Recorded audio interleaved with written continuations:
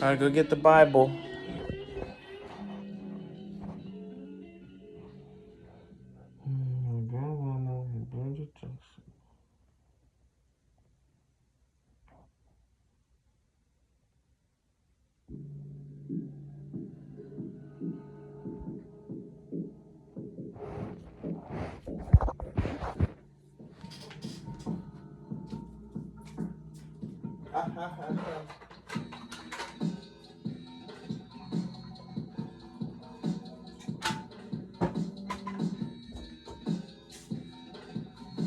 I got places to be, people to meet.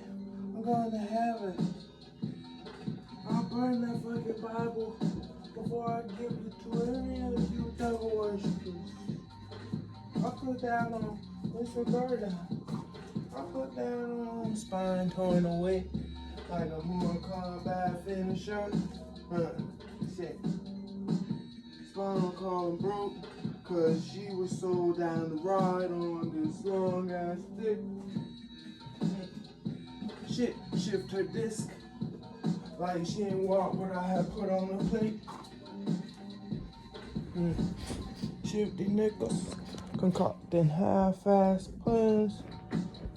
How you thought you was gonna one-up me? You ain't even putting in real effort. I'm thumbing through the pages of this Bible, just wondering where it's gonna open. Psalms. I'm looking for my Psalms. I never even really had considered reading the book of Ezra. Ezra. Make a joyful noise unto the Lord, all ye lands. Serve the Lord with gladness. Come before his presence with singing. Know ye that the Lord, he is God. It is he that hath made us, and not we ourselves. We are his people and sheep of his pasture. Enter his gates with thanksgiving, and enter his courts with praise.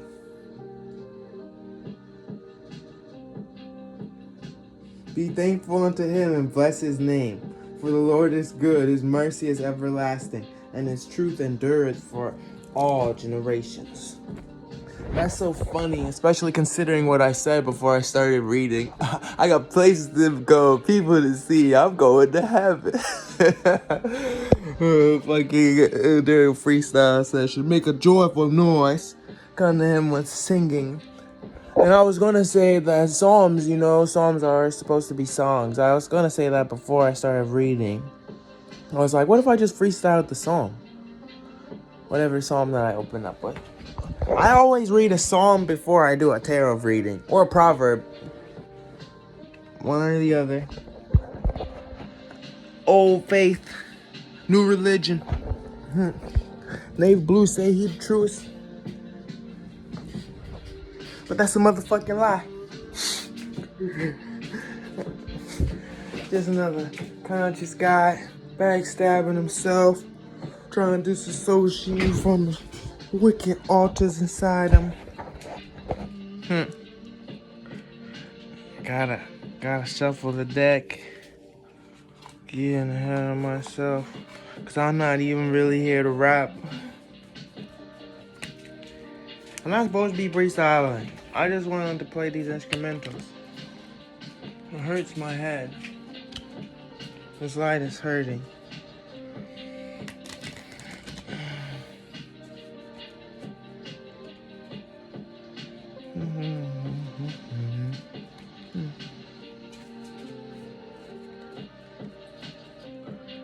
Oh my God. Close your eyes. It's an entity staring back at your person with a wicked smile. Teeth wide. Like piano keys. Jan is a good man. Thinking of the Topas. I was over there with my uncle. My aunts. My moms and sisters. It was good. Will the tulpa follow you? You created them. I am the devil, I reckon. But give me urge. Hero. Ew, the devil's in you. You got the devil in you. You know that? You told me about some cards, huh? Devil bastard. Ooh. I don't like bending them or bridging them. I don't like shuffling them like it's a deck of playing cards. Because it bends them. I have a tarot. I have more tarot cards than this. I will show you. Before I start my reading, I have to, I don't want to, you know what I mean? But if I don't, but I'm recording the reading, then it's basically useless.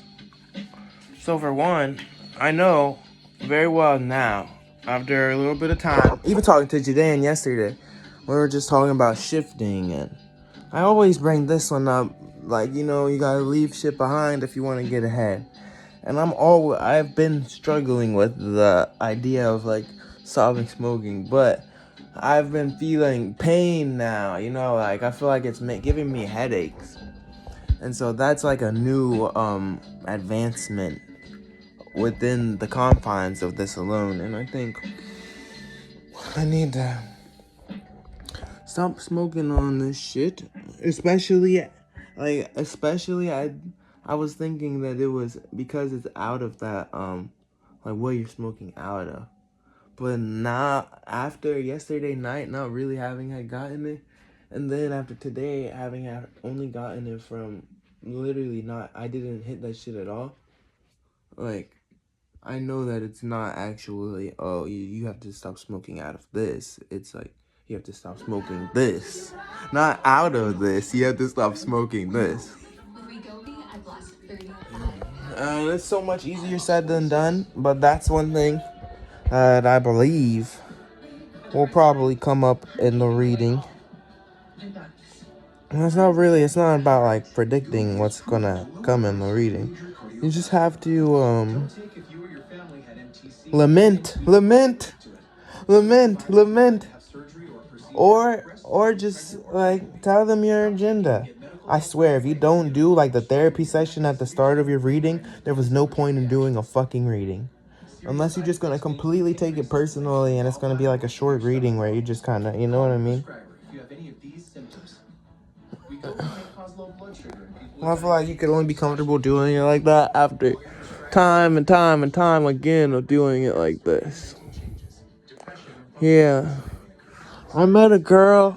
She's fucking great. But I know she doesn't like me. Especially because my friend told me that he asked her on my behalf. No, not even that. I know that he asked her on my behalf what she was thinking. But it's so crazy because, for one, I know that that's how relationships work. Like, at the beginning, someone may not be into you. But over time, she might fucking fall head over heels for me. You know what I mean? She even had said that that's exactly how it was with her ex.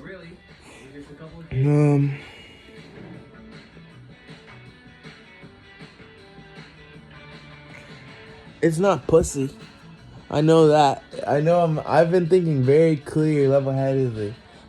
Before today, I went 8 days without ever winking. But today, I only did it because I was, like, low-key getting afraid that I was losing my connection to my pee-pee. Because, like, watching things on TV, watching, like, even seeing, like, tits on the screen, like, getting porn bombed, or, like, on Reddit or something. Getting porn bombed wasn't even getting me hard. I wasn't getting aroused by women in real life or digitally. And so I don't know, just to be disassociated from that hypersexuality, it kind of was scary, like, because it's like, oh my god, what if my cock never gets hard again? So today, I winked, and then I came, and it was so horrible. It was like the greatest nut ever, but it was the most painful shit on the planet. That's just hilarious. The pain that you experience from coming, or the blue balls until you do come after having it not masturbated forever. I was afraid I wasn't going to be able to get hard. And to be quite frank, I don't think my PP was as big as. And that's one thing that I know about sex without a doubt. Some girls, your dick gets hard, but not completely hard. Some girls, your dick gets like completely hard, but then there's times where your PP flares up even more. And I swear, you can like your maximum boner is not your smaller boner. I think I'd have to go like talk to you with my dad or my brother or my uncle, and I swear to God, they'll reaffirm exactly what I'm saying. I'm just saying that because they're over there, and the dog was barking at them and shit. Fucking, I'm still thinking about it. Topa, oh my God, there's a really important one that I gotta go over. Like, fuck that one, the masturbation one. There's a way bigger one. Like, this one is the worst. So, look at this. It says, I just try to convince myself the world is against me. That was a couple. And then this one predates that one. No one's self. And you have the eye watching you. That's a wicked eye or an evil eye. Like, these are almost in the same way as the tarot. Reminders and just things that you should always have in your head if you want to be conscious. But these two, these are bigger. These are more preposterous. These ones are like when you go on an acid trip or a mushroom trip, when you go on a psychedelic trip and you're alone, oftentimes you'll hear the advice, you need to write some posters and put them in your house. You'll hear that advice. It's because you can start tripping and tweaking really, really hard. And if you don't have someone or something there to check you, then you'll run outside butt naked and shoot somebody. Or you'll run outside butt naked and get shot, boy. Run through the street, like you'll go run fucking 3 miles before the police get you. Butt ass fucking naked. Or maybe you'll fucking go crazy and you'll kill yourself or some shit. It doesn't, and it might not even be that drastic. Maybe you just started really having a panic attack. Like maybe you didn't have any underlying things that like it became prevalent and you really just like started crying profusely and you couldn't remind yourself like, oh, you're on a trip. But that's what these are. Like, I said topa. It's like those ones are for me, my spirit, like especially in the day to day. This one. That shit is important, bro. Especially if you want to look at yourself and say, I can guide myself, I can lead myself spiritually. Like, you have to have yourself in check. Don't sit there and pretend that you have a full understanding if you can't even acknowledge like your own mind and the idea that you are self-aware, but there's a capacity or a niche of your self-awareness that's like subconscious. The subconscious mind, that's the real one.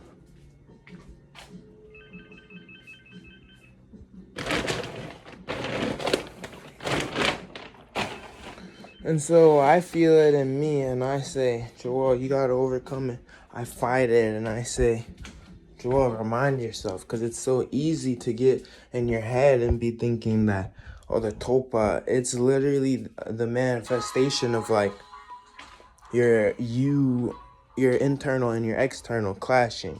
I've been saying it's your ego and then your self-awareness clashing. Because you have a mind that's dedicated towards your own internal pride and feelings. And then you have a mind that's dedicated towards other people's internal minds and feelings. And so you're really trying to balance yourself and your own path with worldliness. I swear, so many religions, so many places will teach you about that shit, but you'll forget it yourself. And so one night, I was literally like standing here, going down that nasty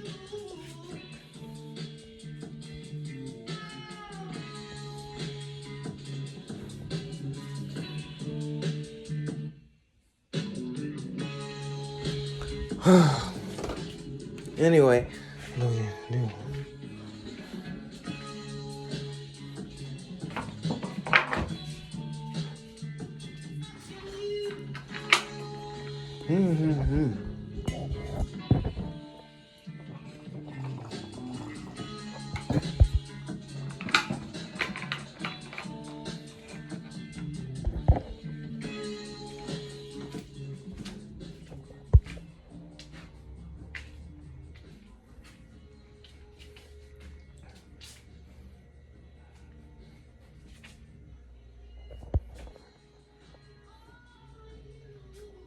Anyway, fucking internal versus external. I just did it right there. I started battling a tulpa, but it's like there. So you have your animus, you have your anima, and you have it's literally like life. It's the magic that animates things. It's the spirits that are life, living, and so you can give life to an idea, and that idea could have a spirit. You know, you could give life to an it's literally called animism, and it's not so much like a spiritual thing, so much as this is just one of the most basic ways of like going about your day to day and comprehending or trying to reconcile with all of the unknowns.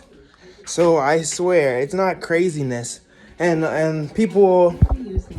Don't take if you or your family had MTC. You see, there's a lot that you have to go into if I'm going to explain what a tulpa is. So I'm about to do it. I can fucking explain whatever the fuck I want, especially if I'm going to use the word. I should be able to articulate what it indicates, what it's indicative of.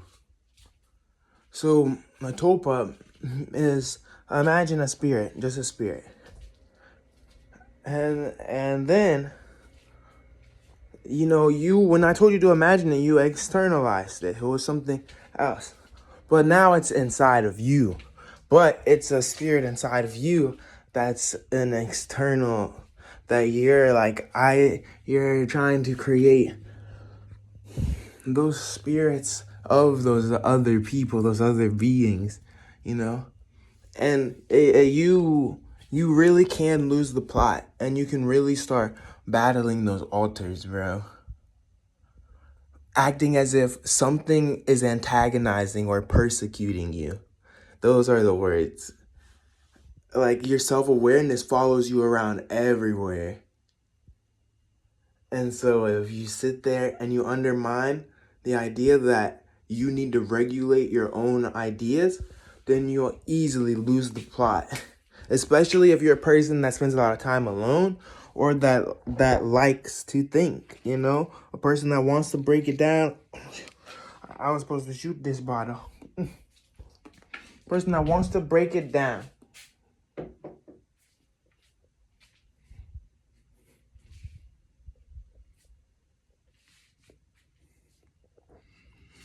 I should throw those away, because I'm not collecting that.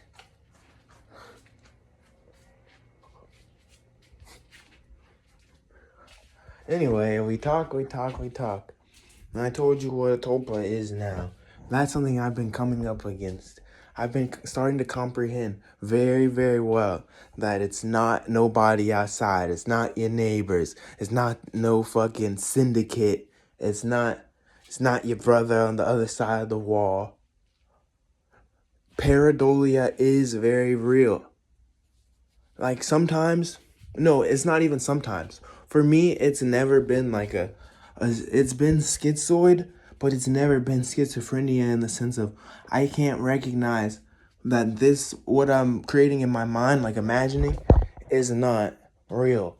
Like, some people really do hear whispers, really do hear voices, and it doesn't have to come from a source. Like, they could be out there in the wilderness where no one is, and they're hearing the whispers.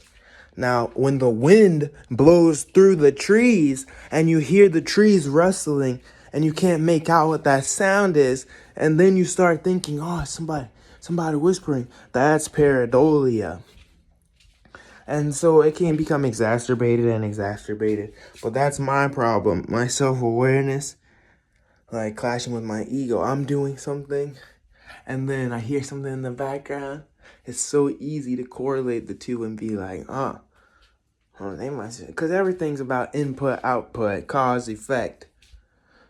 This part connected to that part. Nothing crazy. I'm not on no stupid shit.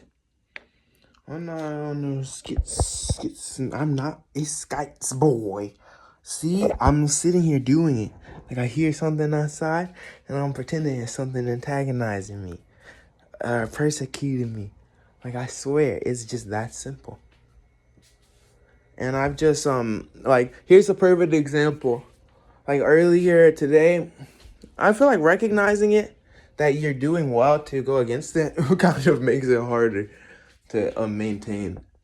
But earlier today, so I had this dream, right? And everyone knows that in dreams things don't operate right. So for one, within the dream, I recognized that the couch was on the wrong wall. Like the couch was on the wrong wall, for one. Two, space in dreams is so weird abstract.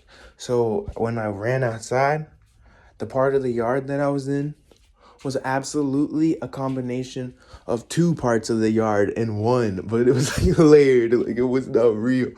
Okay, so there I am. In my dream, two people come in and they're robbing me. Oh, I'm like I was completely unprepared. But the gun is sitting on the armrest of the couch. The cat's there, and I'm like sitting there. I'm like, no, please, no, or whatever. And then I'm like, there's a dog in there. You can't go in there. And basically, the girl, it was a white bitch and a mulatto nigga, bro. Mulatto, like a really light skinned nigga. I don't know if he was half black, half white, but he was really light skinned. And basically, the bitch goes in the bathroom, and for some reason, in the middle of the robbery, she starts using the bathroom. Okay, so that leaves me, the door closed, and I'm fucking trying to fight this one dude. I'm not in a way of like, oh, we're combative. He did, for some reason, none of them noticed, and I remember taking notice of it. I was like, why are none of them doing anything about the fucking gun sitting right there? Even if they think that I'm not gonna do anything with it, you would think that, like, that's pretty much one of the most valuable things that you could probably take from me. So they didn't take that shit. And they just walk past, and then I go and I tell him, oh, there's a dog in there, and you can't go in there. And he lets me like open the door, and I show him Inu, and he's kind of like, oh, and so I do that. Now somehow, like I heard her flushing. And he went out the side door for some reason. And so I'm just like, oh, fuck. And then I grab the gun and I go out the front door. And then I shoot one shot after closing the front door, like towards the side of my house. And not at the person. I didn't see him in my line of sight. I was just shooting preemptively. Because, like, I wanted him to know, okay, now this guy has a gun. And then literally for some reason after the first shot, like in my head, I'm like, okay, I'm going to break the line of sight because I wanted this person to know I had a gun and come around the corner. So I go around the other corner. I wanted to break the line of sight because I'm not trying to get shot even in the dream. You don't really recognize it's a dream. And I swear, I was rather lucid though. And then I started running. And I started running towards the backyard. But literally, I swear to God, that's what I mean about something like it was a yard combined with the other part of the yard. Because it was like a clearing, like a field. It was like the past yard before all that shit was back there. And then there was a car that I was trying to stand behind. But I'm pretty sure that it wasn't that one. It was another one. And so I'm sitting, I'm like, I literally take aim and this nigga's running. And that's what blew me. That really made me really angry. Like, I remember I ran and I had a head start. So how is this nigga hawking me down? Like, I literally felt it. I could feel it. You know, when you're in a dream and your legs aren't fucking working. I was mad that I wasn't able to run. And so I was running and I got as far as I could. But at some point I recognized it. I'm like, this nigga is somehow running perfectly fine. Like, what? Even the people that are as fast as me, like, there's no way that someone's about to hawk me down, you know? Like, how fast do you have to be able to sprint like 20 plus miles per hour, bro? And hawk someone down that's already going the same speed. I'm not slow, bro. I could run faster than 20 miles per hour without a fucking doubt. Like, nigga, I could do a 100-yard dash in like fucking 11 seconds. There's no question as to whether Joel. I mean, at the end of the day, you can just calculate my stride. You could literally just look at my height, look at my stride, and be confident in the fact that Joel says he sprints, and you could recognize, okay, 20 miles per hour is not even that much of a feat. He didn't say 22. He didn't say 29. He said 20. Okay, so there. Who's hawking me down? And it agitated me. It made me so angry. And like, so I turn and I'm standing behind the car and I just see this nigga and he's kind of running sloppily towards me, but I can recognize he has a knife. And I started shooting. And okay, the first shot didn't fire. So I was like, oh, safety. And then I took off the safety. But I shot and the gun wasn't fucking shooting. And so literally this nigga just ran up and like once I got tackled, that's when I literally like almost pulled myself out of the dream. Because I could recognize it. I was able to see it. But for some reason, I had this idea in my head, like immediately upon waking up, that it was my neighbors who were like they also had seen the dream, you know? Like, you know what I mean? Not in the dream, but because I had ran across that, like, right there in the Eastman, that it was that they could, that like somehow they'd seen the dream too. It was just like, it was so easy to comprehend that you split your mind, you know? Like, you're so, like, even in the dream, I was watching myself in the dream as if, like, you know, you're conscious. And so I was completely able to recognize it and see it this morning. And I did a good job of fighting the altars. That shit did not eat away at me. I was super, like, keen in the idea of, oh, I can see it. It's really just me watching me this whole fucking time. You know, it's so easy to, like, point the finger and blame somebody. Blame a nigga. I don't know. This shit is fucking hilarious. That shit is hilarious.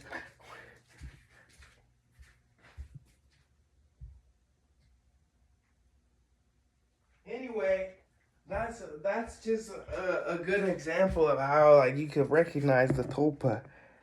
And so as soon as I could recognize it, I was able to really maintain that. Like, throughout my conscious, like, throughout the conscious mind, the waking, like, throughout the day, I was just able to be like, huh. All those collective ideations, they just kind of weren't there. I don't know. And then I was also doing those anti-Gnostic rituals. Them is good, boy. Anti-Gnostic rituals. You see, whether you believe it or not, there's people using mimetic warfare. Me and my dad were talking about it yesterday. Ideas are powerful. And so, like, people, like, I was talking about the idea that right when I woke up, I saw on the news feed something horrible, you know? And it really does sit there in your mind. So much so that I, like, brought it up later at dinner, you know what I mean? So we were just talking about the power of ideas. And that shit is real.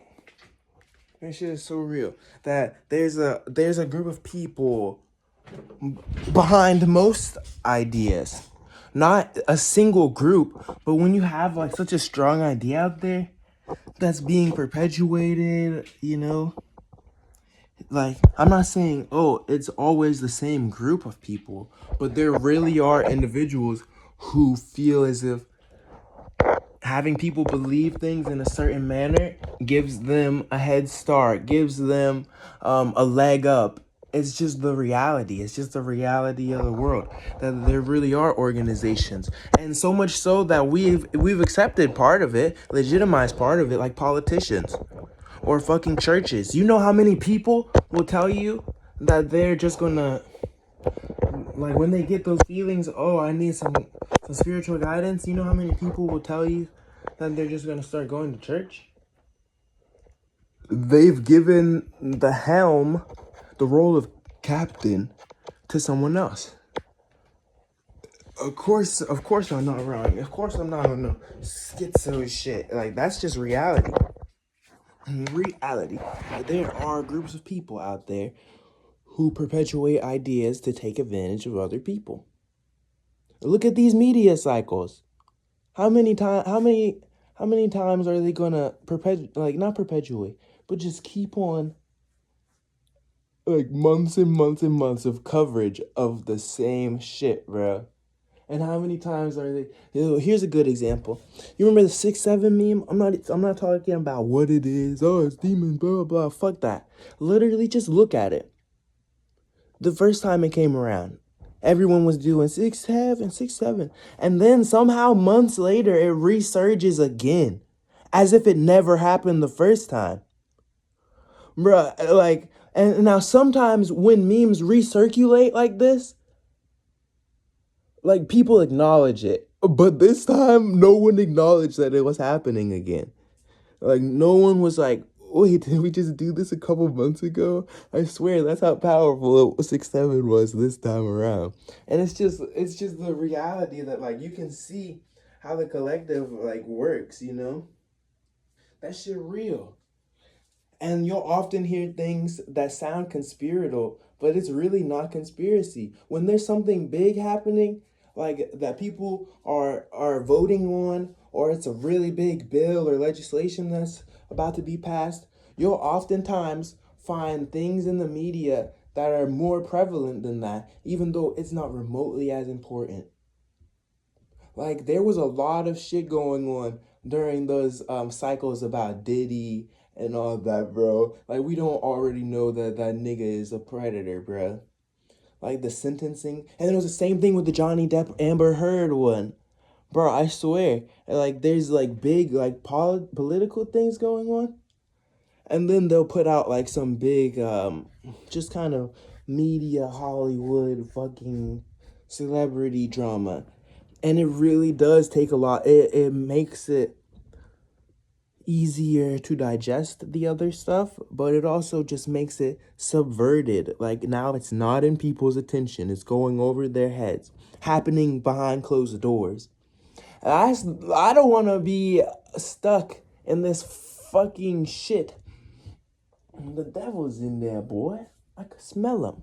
You know, that's the worst part. That even with me being so certain and telling you, I can see the topa, it's my internal versus the external, I still have the audacity, or I still have that prevalent, like, idea that that I'm wrong.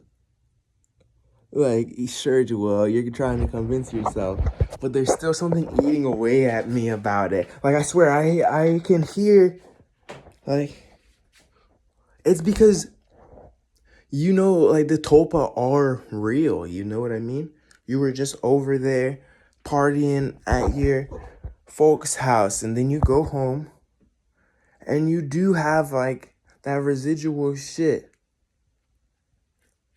to where, like, you could still feel like you're interacting with the people. And it feels so real that it makes you kind of, you could lash out at it, bro.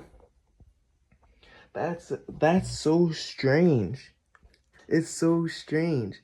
It's like incomprehension, ineptitude. It's not impertinence. You've been told 1,000 times.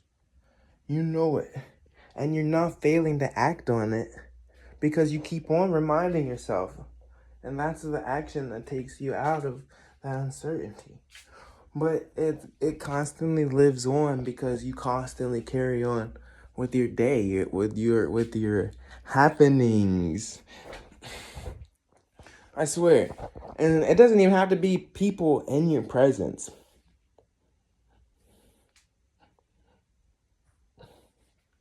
It doesn't even have to be people in your presence. It could be some shit like parasocially. Like a video you watched of your favorite content creator, or a dispute or an exchange you had in a comment section. It could be parasocial, bro, and it shows you that that's why I said the word mimetic. A good word for mimetic is cognitohazard. It's like once it comes into your cognition, it becomes hazardous for your person. Like once you become aware, it's like a bad version of a black swan. Like once your perspective changes, but it can't go back now. Except this time, it's like devilish. And that's why they call it divine madness. Like before we had the psychological terms and all that for fucking we'll call them multiple personalities, dissociative identity, schizophrenia, all those disorders. Like before that, they were still people trying to create mind maps. We call it a renaissance. It's a renaissance. That's when ideas resurge. You know, like these people of modern psychology, they love to claim to be the progenitor of these ideas, you know, like the ego, the super ego, the id. Like you'll hear people hail Freud as like a modern father of psychology, but they won't tell you it's a renaissance and that Egyptians and fucking Eastern like Indian or Taoist, like that's Chinese, like Greeks, Romans, like thousands and thousands and thousands of fucking years. Like you really think that in the past 200 years, that's when we finally started trying to figure out how our minds worked? I don't fucking know. It's just so funny. This shit is so funny. Ah, the devil. That's the devil out there. You're the devil. That shit funny. I like it. I like it. I like it. I like it. It's dumbfounding. Dumbfounding. I look around at these people and it makes me sick. I think that's why you can carry it around, that resentment and animosity towards the Tulpa. Because they say things that are absurd or ignorant, and you know, but you know that they don't know, and you know that you can't articulate it. There's a saying. They say, your burdens, your karma, your fate, it's like an onion. It's got layers to be peeled away. And so, like a straitjacket. No, it's not like a straitjacket. If you're in a straitjacket and you're bonded, someone else can come and they could take it off of you and you're free again. But instead it's like onions. You have to peel away every single layer. They say no one can handle your burdens for you. No one can like resolve your karma for you. It's all about exchange. They can always try to, but at the end of the day, you have to do that shit for yourself. Oh my demon. Oh my demons. Oh my demons. Look at you, baby boy. You wanna know something funny? This boy used to be the size of the body of this ukulele. I swear to God. I swear to God. I done seen it all. They pull their best tricks. They do the best tricks. Yeah, that part for the reading is really important. I've been handling that shit for the past 2 weeks. That shit's going to be prevalent. Or it has to be prevalent. Okay, beyond that, I want to be nicer to Ina. That's one thing. I want to be nicer to her. My baby. I look at her and I always bully her. I call her stupid. No patience. No patience for this bastard. I don't have patience for her. She's a baby, and I always say I don't want her, like in a super negative way, but not like I don't want her now. I just don't. When I got a dog, I always just wanted either you could stay a puppy forever, a little puppy that even though you don't got no sense and you're so disruptive, you're always just gonna be a cute puppy that can't do too much harm, or like an adult dog that fucking knows and it acts right.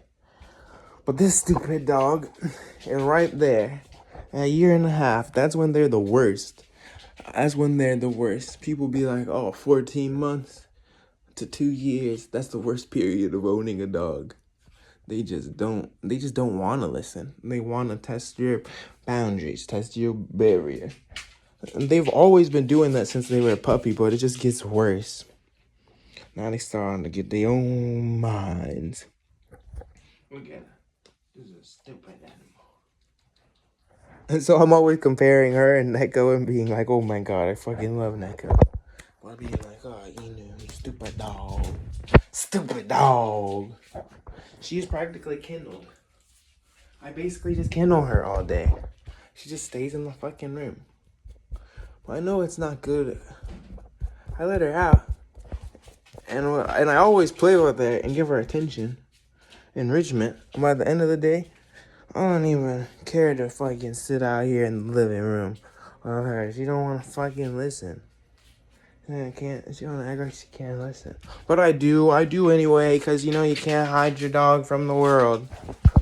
You can't hide them on the world. Oh, one day the world gonna come and get them. Like, I think it would be so much worse if she was like a vicious, violent animal that was afraid of people. You know what I mean? It'd just be 10 times fucking worse.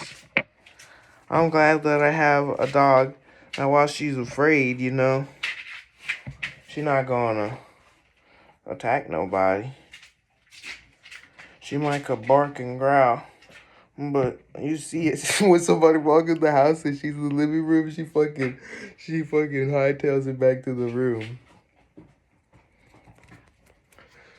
Whew. I let her off of the harness, and it's not like she's never, like, that's one of the things, like, okay, the first time that your dog acts like it doesn't want to get, like, listen to you when you let it off of the harness and you don't have a fence, you know what I mean? The first time, you're literally going to have the idea, I'm never doing that shit again. You don't want to fucking listen, I'm never going to do it again. And that makes sense to solve the problem. But that's the absolute worst way to go about it. Because that means from that point on, anytime that they get off of the harness, it's going to be way worse. I don't know. You got to work with them, bro. You got to fucking try. It's going to hurt you if you don't, bro. It's going to be way worse if you just avoid training them completely. I swear, that shit, I don't know, man. So I just be letting her off the harness all the time. I let her off and I just stay out there and make sure to maintain her attention. I don't know, and she really don't be giving me problems. Like, she has a recall, so she's not. But when she doesn't listen to the recall, it really does kind of make your heart sink or drop a little. You're like, listen, I know she's not like problematic. She's not gonna go maul no little kid, but I don't want her to sit here and think that she has free range. I don't know. That's just one thing, one little thing that been prevalent in my mind. I'm gonna take this hit. Ugh.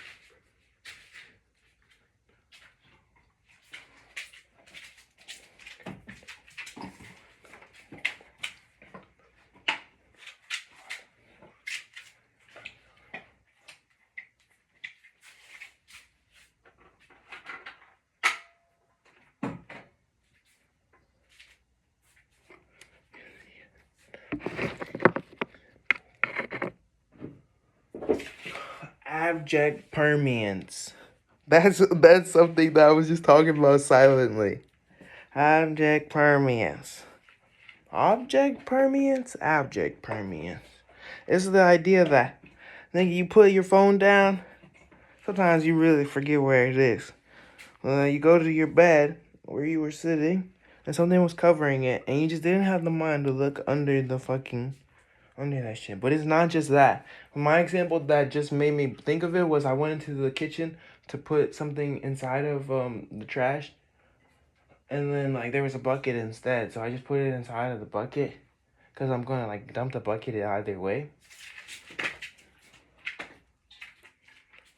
And like it would have splashed. So instead of just tossing it in, what do? You lower it in. And earlier it made me think of the same exact thing. Like it's another example.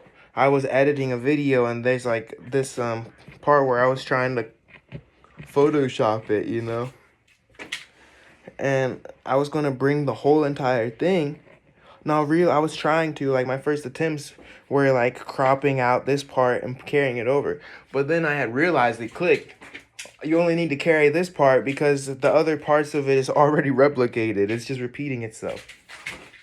Stop it, Enid. You stop that. You stop it, little Nick. Yeah, honestly, that was good for this part of it. I think I'm good. I just gotta go get some cars now. I gotta go get some cars now. 225.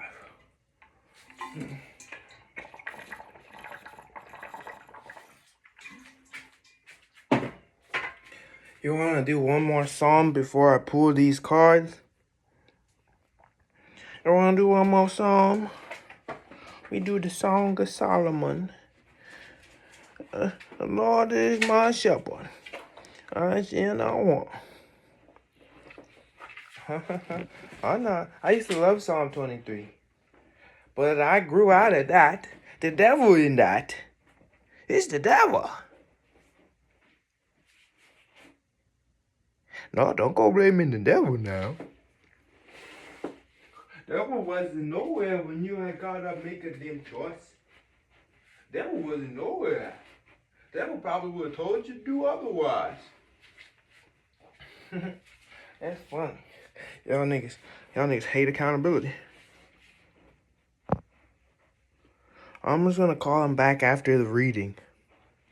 Unless he outside right now. David? Well, I'm gonna get this reading going. We're gonna cut it short. David said he trying to come link.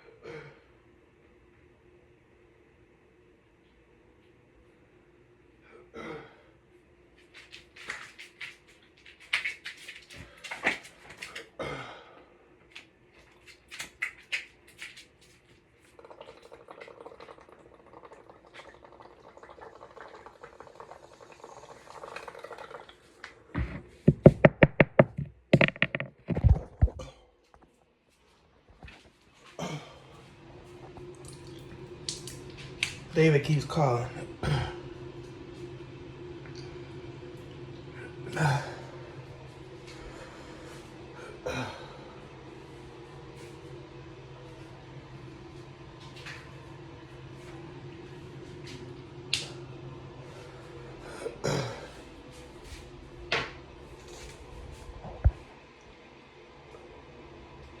Oh my goodness. I did not need to hit that shit, bro. And to be quite frank, I just did it out of force of habit. I don't want to hit that shit no more until I fucking go to bed. But then tomorrow morning, I'm gonna have a fucking headache. Not because I hit that shit before I went to bed, but because my brain's gonna be like, I need some tobacco. But me and my body, we're gonna say, fuck that shit. And then I'm just gonna go about my day not smoking and have a little bit of a little nagging headache. Strange, it's a strange course. And we going down. Trying to get a little. It's the weed, bro. I like weed. But tobacco, I started mixing it with tobacco, and that shit is the devil. I'm sweating because I hit that shit. I'm not gonna read no more. Okay, I'm gonna do a tarot reading. I just think it's funny that I said I'm not gonna read no more in reference to like, I'm not gonna pick up the Bible. I don't want to. Don't need to. Oh, the first one. I love tarot. I feel like, low-key, this shit fire. Oh my god. You know, whenever I go like hours without talking to her, I be thinking about her, and then I'm like, oh man, I need to stop fucking thinking about her, bro. Or stop talking to her in this manner of allowing it to be like exciting or happy. Allowing myself to like her. I can't like her like that. That shit. I know you know what love do to a person. Maybe it's been a long time because you've been with Shakivia for a while, Ronnie. Maybe. A little of a weekend yet. Distract me. What card is this? I can't quite see. What? The Queen of Wands? I feel like I've only ever drawn her maybe once or twice before, if even. Most of my readings I have logged, so if I really cared, I would just go back through all of the written ones. But then there's the verbal ones like this one. I might could do more than the Trinity. I like the Trinity because it's just 3, nice and quaint. It's simple. Queen of Wands. You can always call on your natural confidence. That's funny. You gotta be confident in yourself. You gotta be cocky. Hello. These are fancy, Santa. Ain't no somethings in Milwaukee. I got to see everyone, and I like that. I didn't get to see everyone. Yeah. Back the fuck up, boy. You can always call on your natural confidence. That's a good one. I mean, at the end of the day, you hear all the stuff that I'm saying. And then one thing, the Topa, no, not the Topa. I feel like I was just loud, or I'm louder than I think. And so I know at some point, maybe it wasn't actually that, and they were just talking outside. But it felt like my neighbors was reaffirming the shit that I was saying. Because it's just so true. It's just the truth. You can't fucking disagree with it. You can't fight it. And so that you see how that correlates to the idea that you can call on your natural confidence. You can always call on it. I feel like the Queen of Wands, wielding the Queen of Wands is like, that's a fucking face card right there. That bit is powerful. Like the Empress, or the Emperor, or the Hanged Man. It's the face of the house. Like in trading cards, or in not trading cards, in playing cards, you got a face, and then you have the house. So clubs, spades, clovers, hearts.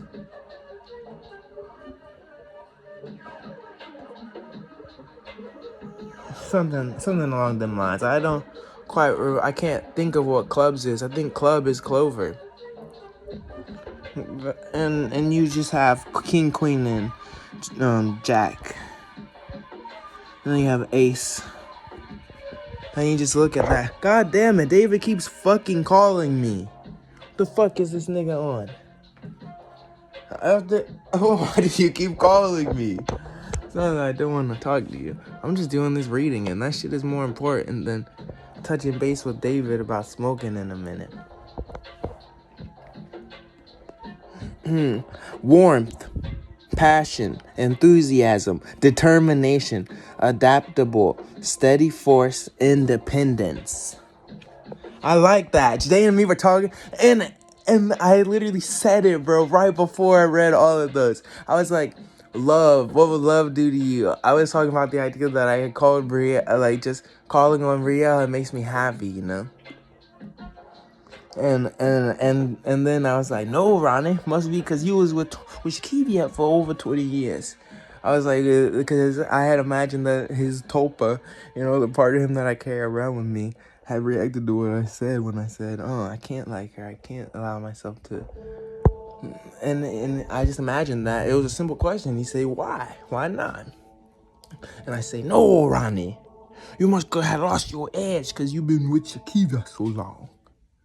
You ain't had that longing, that discomfort that come from it.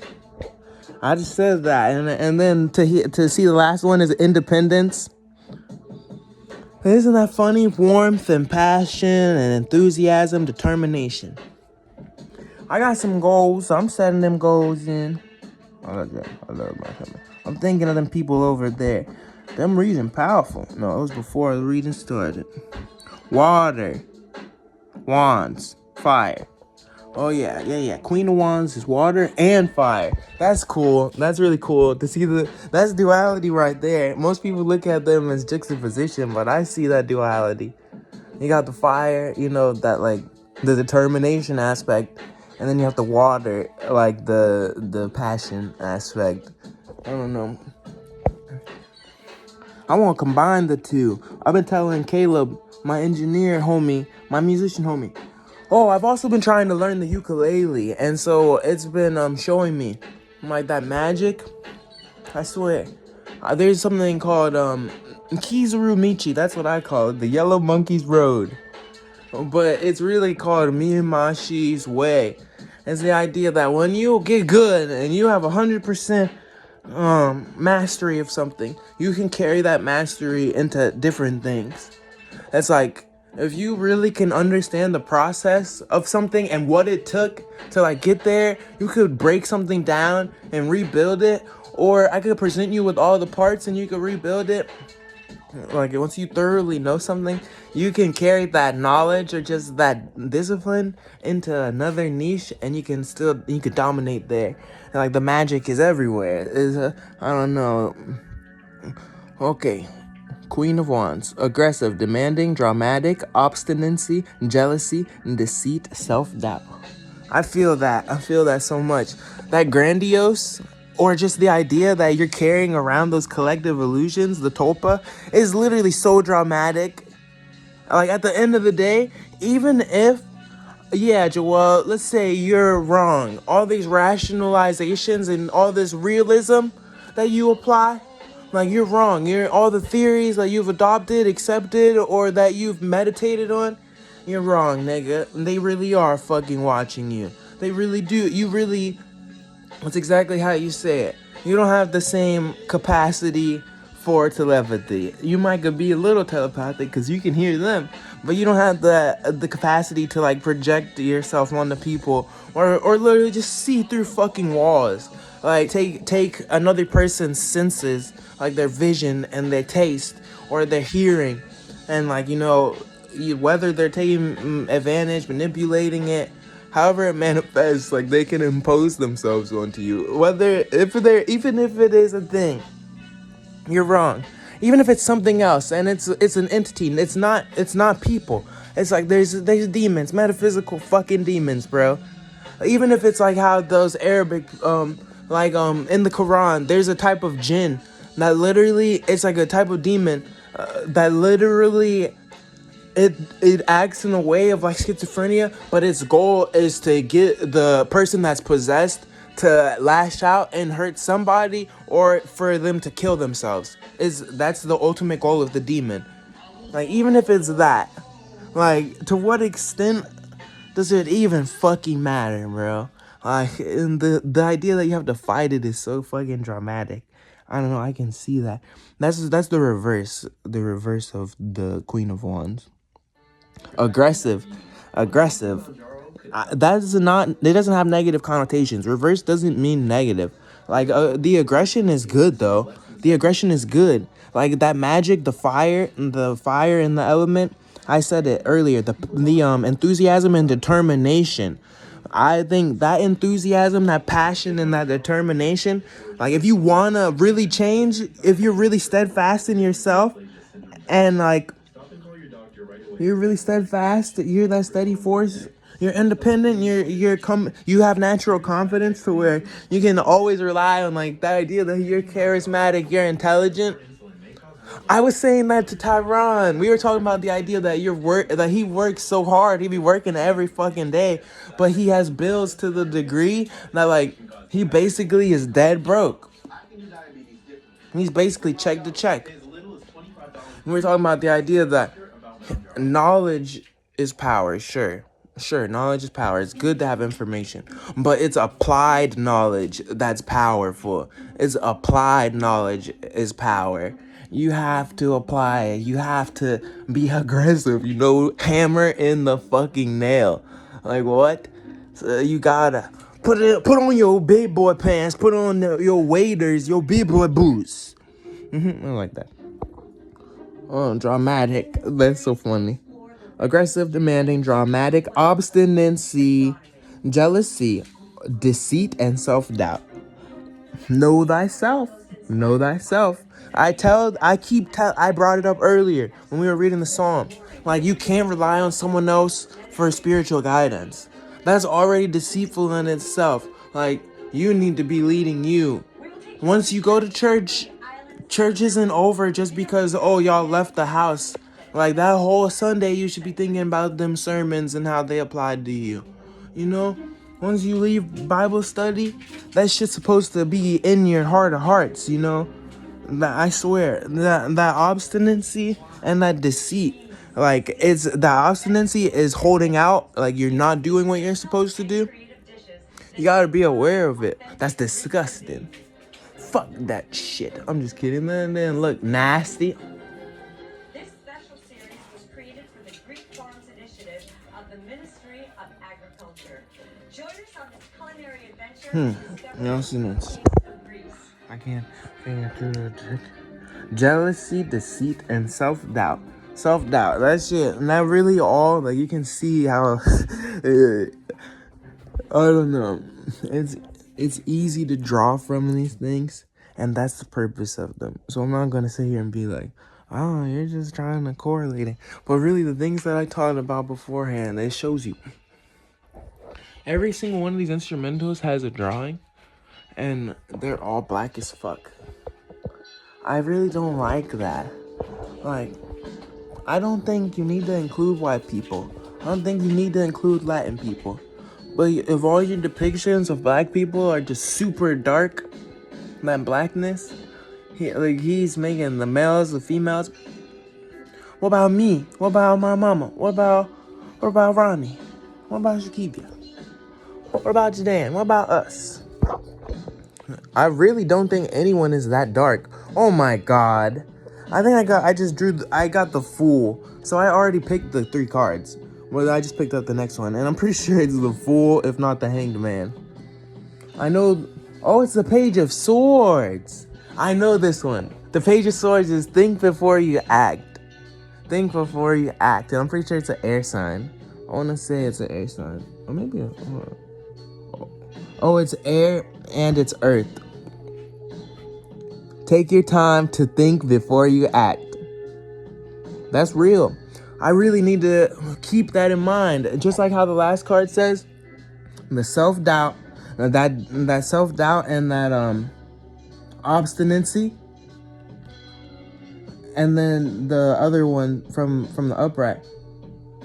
Determination, I think. I believe that correlates to the Page of Swords with the idea of taking your time before you act. I say that in the sense of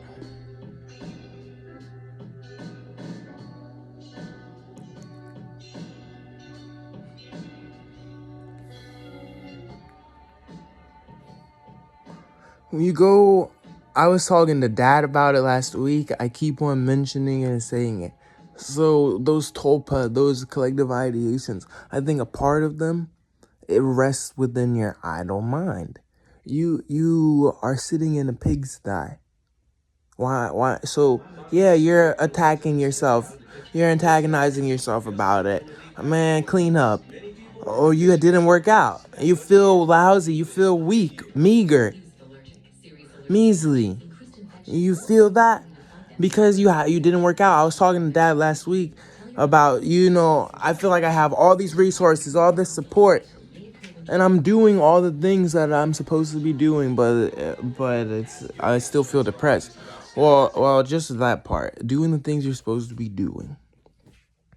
It really reduces like the fucking attacks on yourself. Them internal attacks on yourself. They're reduced when you take your time and think before you act. So in the idea of both these cards together, I say, take that natural confidence and act on it. I've been making sure to like, Joel, why are you gonna wink? Don't wink. But no, not even that. Just not masturbating. Making sure to work out. Trying to cover my meals. And then on top of that, content creation, bro. Create more than you consume. Cease consumption.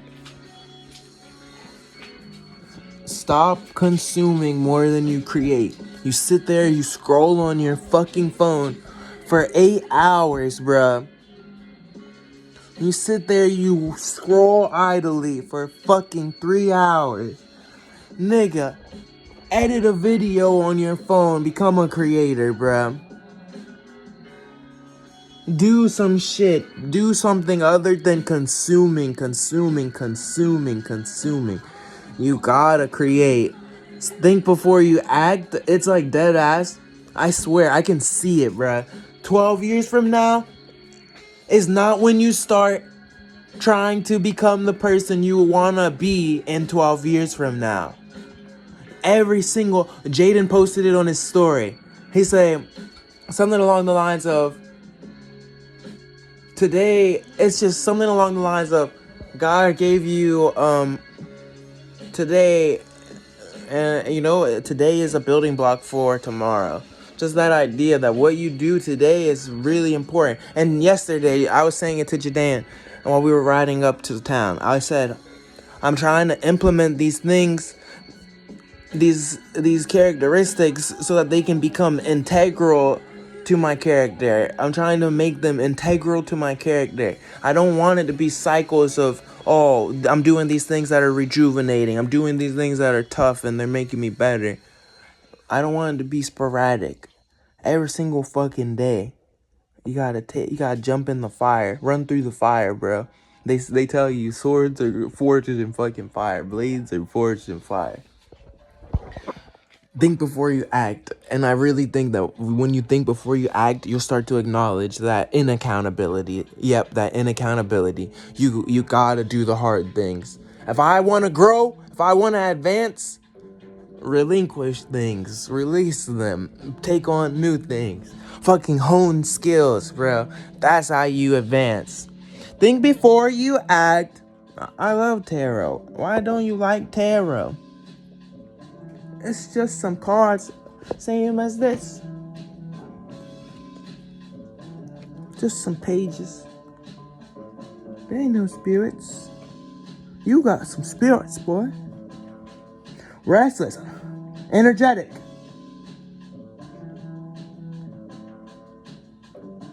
Why am I pretending that these people is against me? I swear, I'm still feeling it. I know that my grandma, they're very old-fashioned and traditional. So every time I do a tarot reading, I pretend that somebody's adverse to the idea that I'm engaging with tarot, especially because they just saw me engaging with the Bible. I feel like, somebody out there is pretending they can recognize what I'm doing. Somebody out there pretending they recognize what I'm doing. I never got taught how to do no tarot reading. Restless, energetic, talkative, eager, curious, aggressive. Hey, there's back. Aggressive. What? Aggressive. I knew that there was a correlation between these two cards in the sense of, like, getting to it, taking action, attacking it. Attack it. Attack it. Attack it. Need to balance priorities when making decisions. What was the last ones? Stability, force, foundation, control, organization. Okay. Now we gotta reverse it. Frivolous. Oh, Lord. That is exactly what I was saying, bro. When you don't lock in, when you don't handle these things, when you don't focus on yourself and, like, that advancing, you're literally frivolous. Like, you have no direction. I told you it was an air card, too. And I always tell you, air is like, I thought it was the Fool, bro. I thought it was the Fool or the Hanged Man. The air is like indicative. The element air is it's not intelligence. It's loftiness. It's that pithy kind of, like it's freedom. It's freedom because ignorance is bliss. But I swear, air is lofty. It's so like purposeless. Like when you think of Sylph or Aria Fresca, the fresh wind, it's free, It's it could be tranquil, but it's like lofty, purposelessness, frivolous. You nigga frivolous. I swear, it's funny. It's just funny that that's the first word on the reverse of it. Like, it literally shows you that I was exactly right to be talking about, like, what I was talking about. I don't even have to reiterate it, because I just recorded it. Ha, ha, ha. Cunning. Careless. Defensive. Incompetent. I literally spoke on that shit earlier. I said, it's not impertinence. It's ignorance. It's incompetence. It's not impertinence. You know it very well. You keep on reiterating it. But you just seemingly, there's an aspect of it that's like a void, a black wall. That you could just, like a video game barrier. Like, you literally can't, like, if it's not open world, you just hit the wall, you hit the wall, you hit the wall. And then, or maybe it's until you level up, it's a black wall. Like, in a video game, like, you have to reach a certain level to get to this. So it's a black wall. Until you get there, it's incompetence. Until you can comprehend it and, like, crystallize that intelligence, you will never, ever fucking move on. Ideas without action. Oh my goodness, that's funny. And gossip. Isn't that fun? That's so funny, bro. Ideas without action and then gossip. Like, gossip and the idea of collective illusions in Tulpa and the dramatization or the drama. Like, that fits with gossip so perfectly. Because I was literally, what did I say? I was like, even if I'm wrong about it, all my theories are wrong. What the fuck does it matter, bro? It's just gossip. It's just whispers. They never, like, I've literally taken it to the degree that sometimes it becomes so exacerbated that I just start yelling out, like my fucking phone number. Or my usernames, my @. Just so that I could establish contact with the other side. So that they could never, ever, so that, like, my mind, if it's just my mind, will never be able to play me as if I'm the one that's acting ignorant. I'm the one that doesn't fucking know. Or that's acting like they don't know. Like, that's why I've been so desperately, it becomes exacerbated, so stressful at points, to where I'm literally like, come on, what the fuck is the point of this? What's the conclusion? What's the end? And like, you just keep on, I swear I'm snapping because it shows you, like, that thorough action, like, start, finish, input, output. What the fuck is the point of it? And that's just, it's just gossip. There is no point of it. These niggas is disgusting. I swear to God, they, like, at one point, I would do that to myself. Before I started like doxing myself, I would literally, like, the topos would be like, oh, this nigga acting like he don't know what's up. I swear to God. And like my mind's drifting away even now, pretending that there's actually a subject, like a person that projected that onto me somewhere, who can hear me right now and is being forced to see that Joel's not fucking in denial.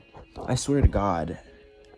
Because there's a part of me that still believes that it's something other than myself. Oh, fucking disgusting. Hate myself. Love myself. That looks pretty. That's a good ass drawing, bro. What the fuck? I gotta get my hair like that. Oh yeah. I like that. The natty builds. Black girls with natty builds. Why you don't got natty hair?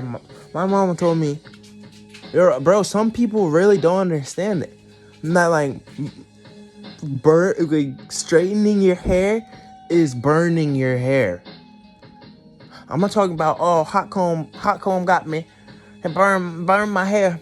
But like, they ask me, Joel, some white people and white girls, white guys, they'll really come to me and be like, hey, Joel, have you ever thought of straightening your hair? Because I keep telling Brielle, I'm like, yeah, my hair is just about as long as yours. It's not a competition. Or I swear I love it. The idea that I could take my hair out and it's longer than Jadane's. Jadane's hair looks long, and he was showing me earlier, I want to have longer hair. He was telling me, and he's doing a lot to take care of his hair, and I really appreciate that. That's why I fucking brought it up. But like, look at, we got natural hair. It looks good. You got good looking hair, boy. You got good looking hair, girl.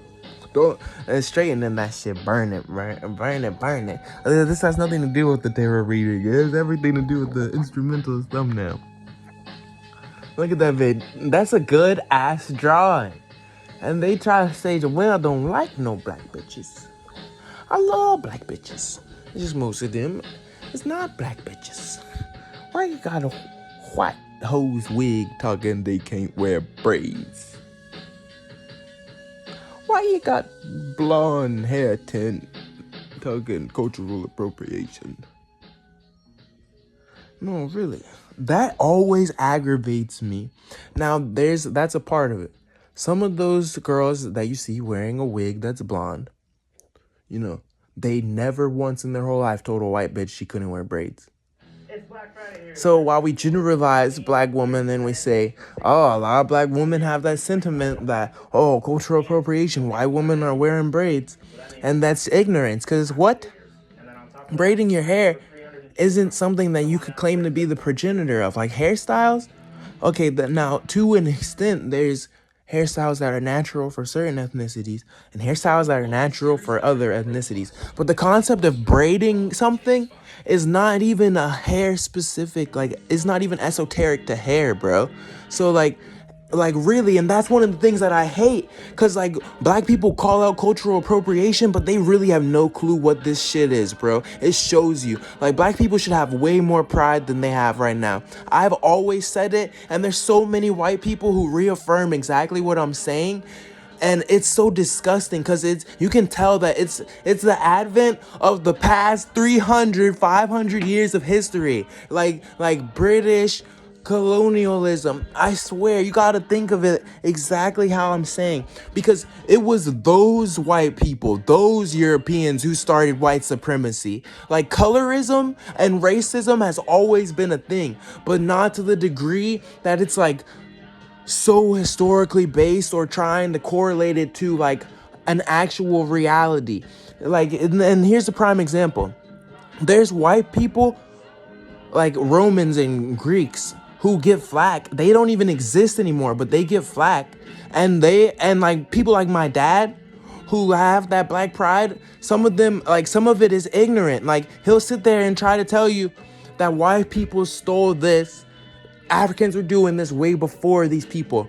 But I swear to God, the only reason that we know a lot of the history about those people is because the Greeks and the Romans were willing to give them credit. Like, they left records. Those niggas, Aristotle, Plato, Pythagoras, they literally Like the people who these white people nowadays are claiming as philosophers or just super intellectual geniuses, like coming up with fucking mathematical theorems, those people literally were writing diaries and logs, and like the early idea of schooling. They were teaching classes about, like, the Greeks and the Romans had so much pride in being able to go to the east and go south and marvel at the idea that the world was pre-established way before them, bro. But then you got, like, in the recent time, you got like white people who have like that more European descent. Like, it's not so much Baltic Sea anymore. Now it's like after Europe has like really become like it's viewed as Europe.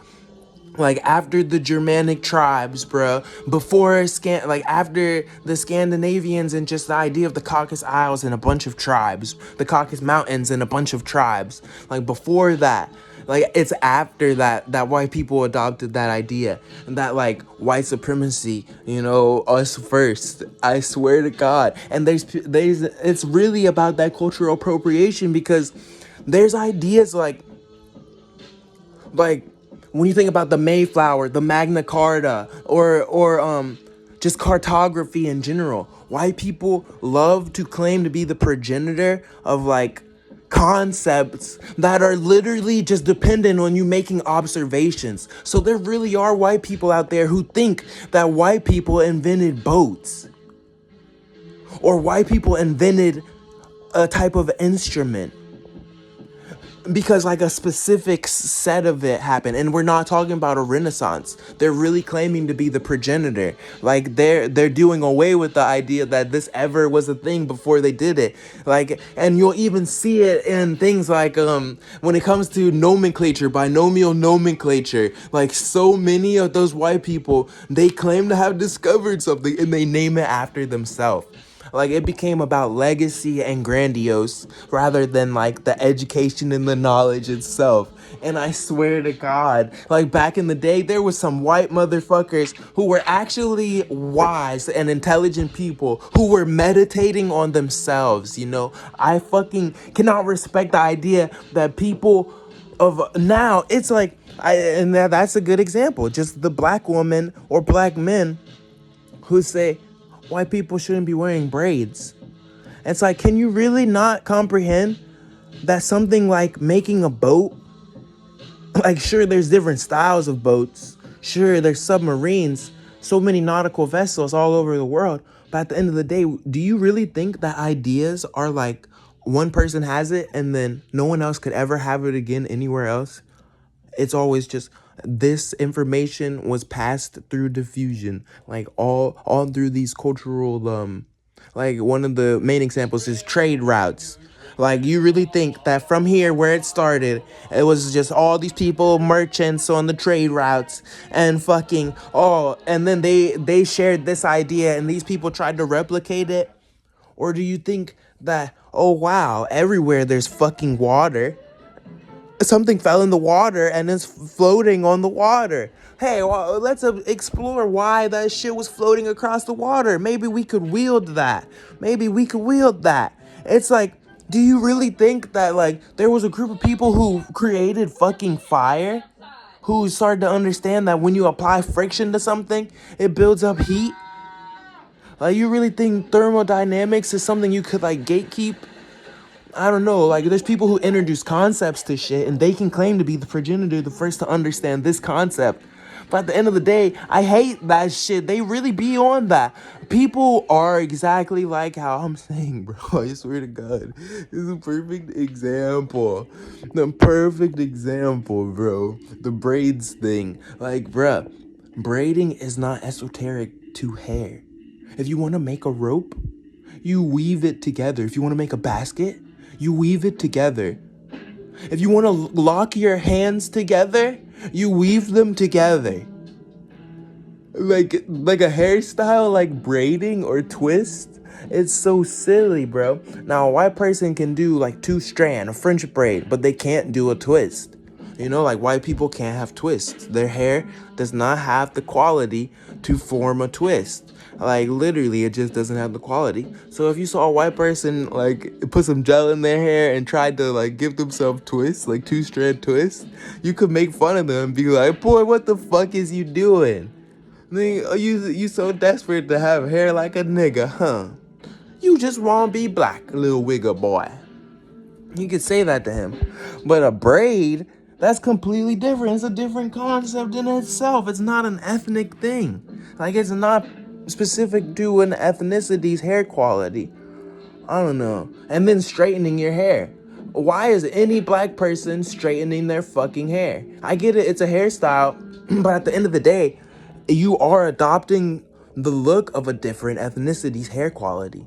You had to force your hair to be straightened. I never seen any black girl with natural straight hair. Except for Afro-Latinas. Afro-Asians. Like, but that's not an African, a black girl. That's a mixed girl. So literally, like, yes, that's appropriation. But there's like, it's a huge fucking difference, you know? I don't know, bro. It makes me sick to the stomach. It actually hurts, bro, to hear the ignorance of these people be spouting off. They be incredulous. Nigga, what the fuck are you even saying, bro? You don't even know what the fuck y'all don't. Because, I don't know, it's so easy to be biased or self-serving. Especially when you feel as if you have to defend yourself from something because you don't like the way that it sit. Look. Last card. The Ace of Cups. Well, I'll tell you what. This one's probably a water sign. Yep, it's a cup. It's a water sign. I got 3 face cards, bro. I got the Page of Swords, the Ace of Cups, and the Queen of Wands. No, they're faces, all of them. So the Page of Swords is standalone face, but the Ace is the head of his house. There's a Queen of Cups. I know that. There's a Queen of Cups. I pulled her before. Open your heart and receive the emotions around you. Oh my God, oh my God. Open your heart and receive the emotions around you. What does that mean? I feel like that correlates to that. I feel like I'm really just correlating it to a love reading, bro. I'm thinking of love when I see that. Not about my family. Now that's good because tomorrow's Thanksgiving and I really am appreciating all of that. And then earlier Johnny was saying, my people love me. You know, and I didn't even think to argue with it. I literally was like, yes, I do. And then I'm always not lovey-dovey, but heartfelt. And not forced either. Let's try to see the good in people. Anyway, open your heart, receive emotions around you. But I think of it as a love reading because, what was I saying? I can confirm that Brielle really ain't trying to fucking have like a committed relationship. I can confirm that. At least as of a couple days ago. And I could really just see it in her energy. Like now, I can see the bitch. Right now, I can see it clear as day. If she like me as much as I like her, I wouldn't really be feeling this type of shit. You know what I mean? So I gotta be open to receiving the idea that she doesn't have feelings for me. That's in itself is accepting emotions around me. It's not even right time. It's not even about that. What about me? I have adversity to her. Aversion to her. Not adversity, aversion to her.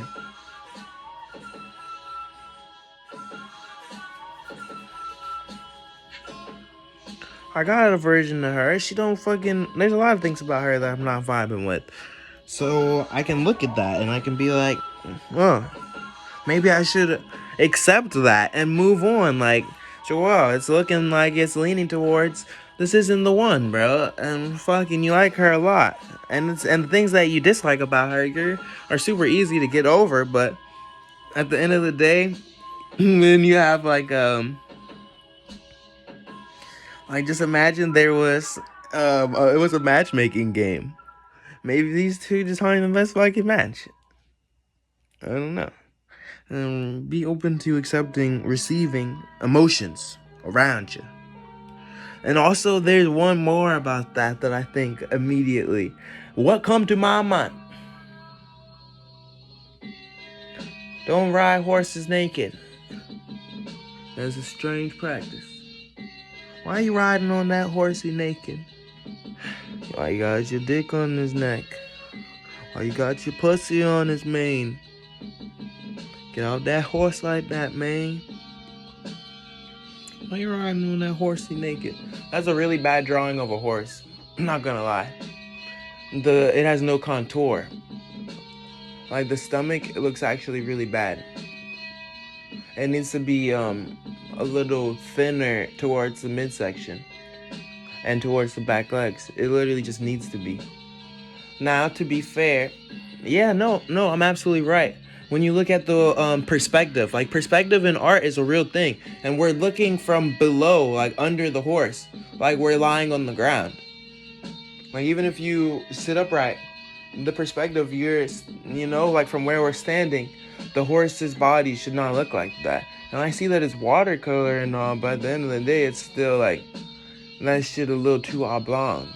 Like bro could be an elephant. Like if you get rid of the top part, I could see an elephant. Like he's holding an elephant's ear. You know what I mean? It just don't got horsey. But the legs are giving horse. So you know it's not an elephant. You know it's a horse.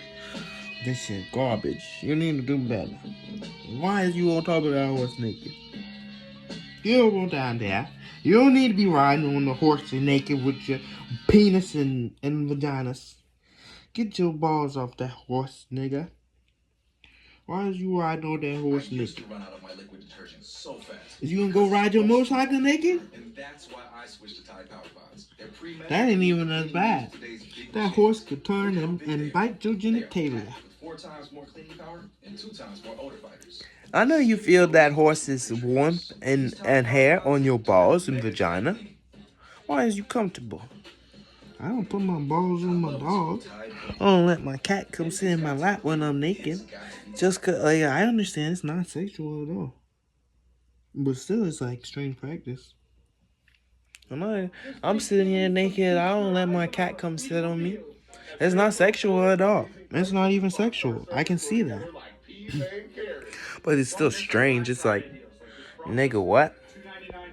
You telling me you don't feel not even the slightest odd? Even if it was a mouse, like I had a pet rat, I wouldn't really want them climbing on me with my balls out, or at least climbing on my genitals. Like I could wear underwear and you could climb all over me. I could wear underwear, you could sit on my lap. Well, I don't know about like a rat laying in my crotch. I know that the rat wants to lay in my crotch because it's warm. It's generating the most heat. Well, nigga, that's my dick. So, sorry. Nope. I feel like it's even weirder for a lady to be riding a horse naked. Because everyone knows how a horse's back feels. And everyone knows about the idea of a woman riding things in a euphemism. Especially tribbing. Like, not even penetrated, just tribbing. Like, if you know what a trib is, and then you look at a horse's back, you're kind of like, okay, yeah, that shit is gay. Because even if you're not aroused or getting sexual gratification from it, it's still gotta be, like, not uncomfortable, but sensational. Like, you're feeling the sensation. You feeling that shit. Okay. Be open to receiving emotions around you.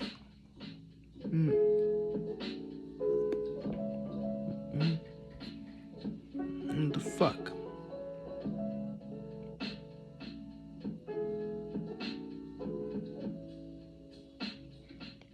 Oh my god. That's so sad. Because I looked at the Ace of Cups as a love reading, right? And you know what the first one is? Unconditional love. I was literally talking about just waiting, Joel. Maybe she'll grow on her. Or just every time I tell you I need to stop, I obviously feel the exact opposite. Like, no, fuck that. I like her. I don't have to hide that I like her. And then also, I keep telling myself, even if she doesn't want you, and you guys are just gonna be friends, don't you want unconditional love? I tell myself I need to stop talking to her if it's just gonna be that, because I don't think I could bear to see her get with another nigga.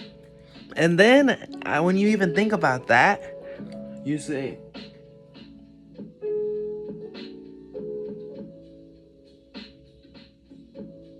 when you think about the inverse of that, no, it's not even the inverse. It's almost like just an aspect of it to where you're like, but I love her, absolutely love her as a person. Like, I've completely removed my cock from the equation. I love her as a person. And if that's what would make her happiest, then I would obviously like to see her thrive. And that's like unconditional love. That shit is, that's so sad. Especially with the baseline. It says accept those emotions, receive those, be open to receiving those emotions. It's not just about other people's emotions, my nigga. If I really feel that way, it's just kind of devastating. New feelings, new friendship, beauty, opulence. You know what opulence is? I know what opulence is. That's awesome, though. Hearing opulence after hearing the first two cards and how they're telling you, take action, be confident in yourself. You got this, young nigga. Keep on applying yourself. Maintain that level-headedness and keep applying pressure. Like, and then to hear opulence, and fuck yeah, nigga, I know I'm on the right path. We gonna be wealthy. We gonna be wealthy. It's not just about having a lot of money and getting rich, I swear. That knowledge is power, but applied knowledge is power. That's what it is. I don't want to find the method. I want to be the method. I don't want to sell the product. I am the product. Like, think about it. Those niggas that Drewski posted, like, those people that are tagged in this shit, 5,000 fucking followers. 600 followers. You're looking at these niggas like, who the fuck even are they, bro? They look like regular dudes on Instagram. But those niggas is making $50,000 a shoot, bro. Just because they're fucking editors for fucking literally, like, riding on private jets, bro. They're getting off of private jets with celebrities tagged in the post. And you look at their account and you're like, what? And they got less followers than that bitch I know from high school. But you can see the opulence, bruh. Their esotericism, their skill, what they offer, they're literally creative directors. They're literally directors. They might not be directing movies, but look at that nigga. He just filmed that ad for fucking Cardi B. Look at that nigga. He just filmed that. He was literally the one who coordinated all of the videography for this tour, bro. They flying across the country with celebrities, bro. And they just look like normal guys. Like, they post up with their wife and their babies. They just take regular photos, bro. And they have no followers. They aren't like advertising, oh, I'm trying to fucking get famous. These niggas are comfortable behind the scenes. You see that? That's opulence. Applied knowledge. And them boys is... They could probably be a director of their own film, you know what I mean? Like, they could be striving for fame, but instead they're just comfortable sitting there using what they know to become wealthy, bruh. Stacking, saving. He don't need everybody to know who he is. He don't need everybody. What's next? Beauty, opulence, pleasure, and self-love. Johnny was telling me about that. He was like, Joel, if you love her and you think that she's awesome and she's vibing with you, bro, maintain that radiance. You don't need her. You never did. Well, maintain your radiance, bro. Don't lose your light just because she won't shelter you. Don't lose your light. walk over to the next bitch's cabin in the woods and get sexually assaulted by the Blair Witch. I'm going to the next whole cabin. It ain't no, look, brown. I told you we got brown. I don't need no black. Not everybody gotta be black.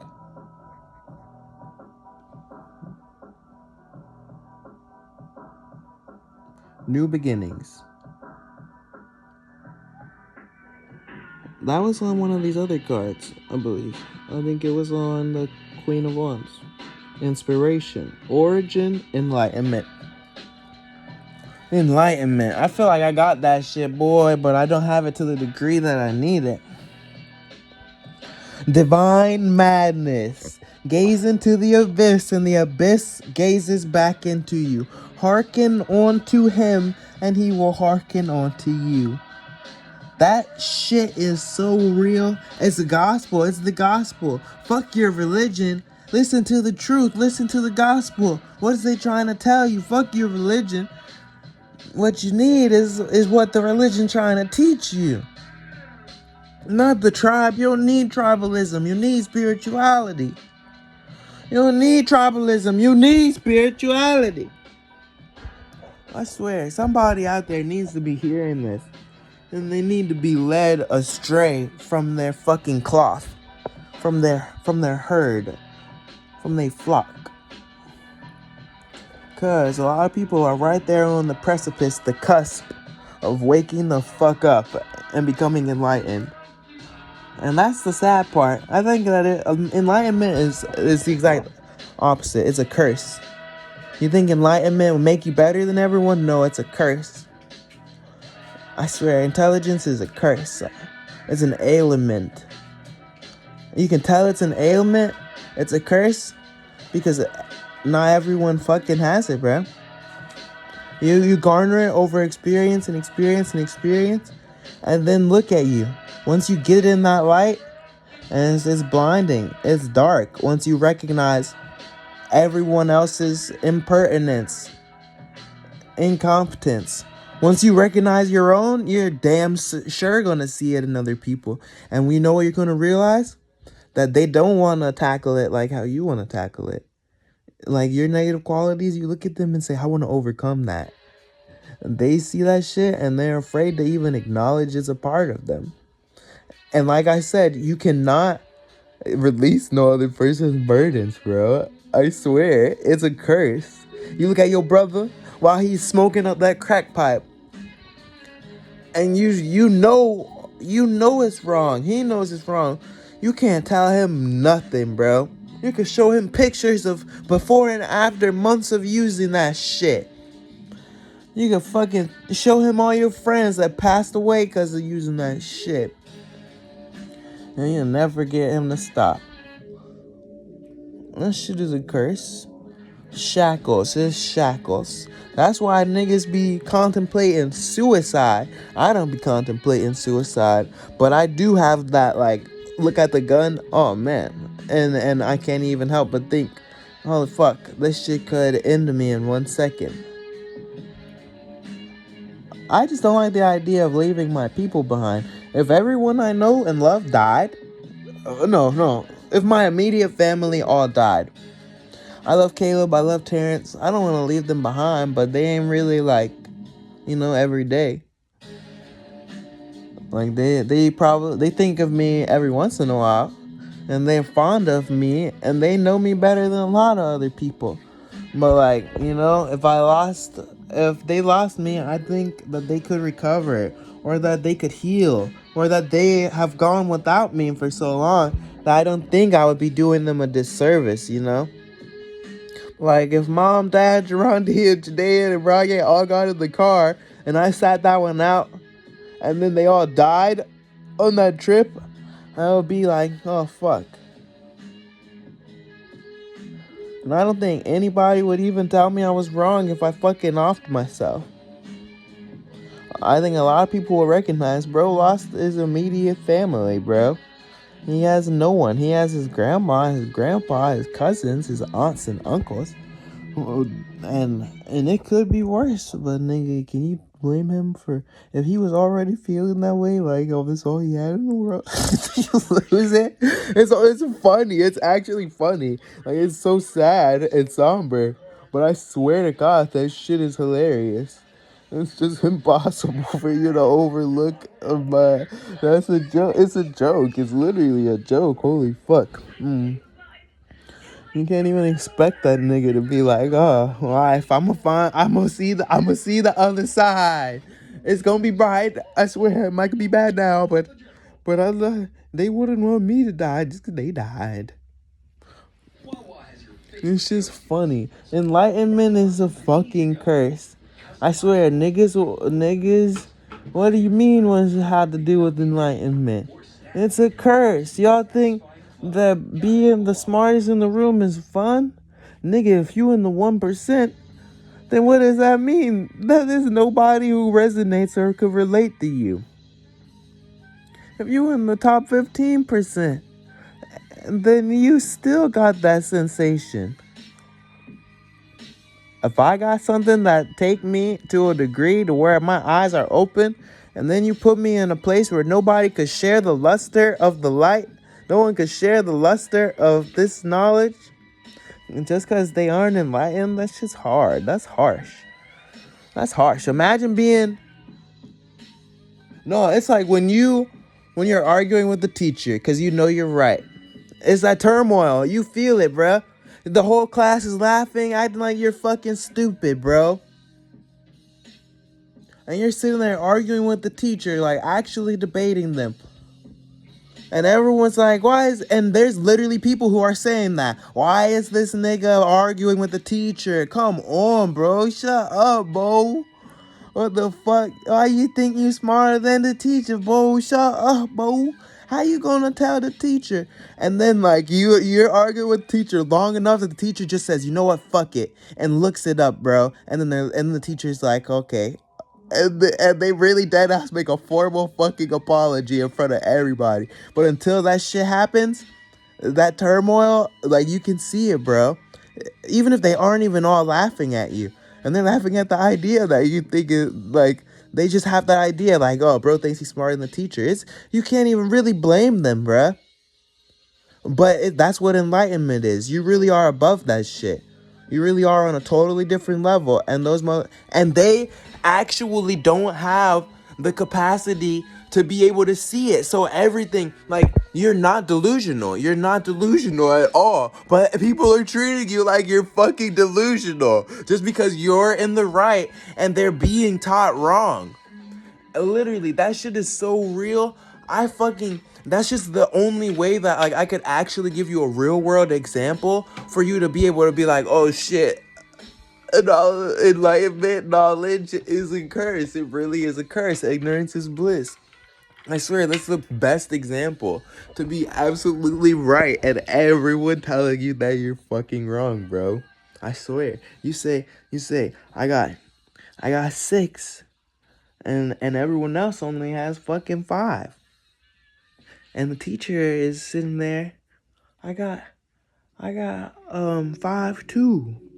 And then you break it down and you just keep on breaking it down because that's the only thing you can do. Hope to make a breakthrough. And it wasn't even that. Like what you did, all of your explanations, rationalization, none of that shit. None of the rationality you applied, none of the logic, none of that arithmetic. Like your teacher, they literally teach you arithmetic, you know? They like, and let's just use the example of the math.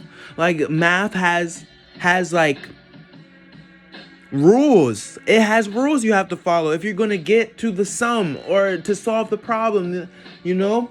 Or if you're just gonna figure out this equation. If you're gonna solve for X, there's rules to follow.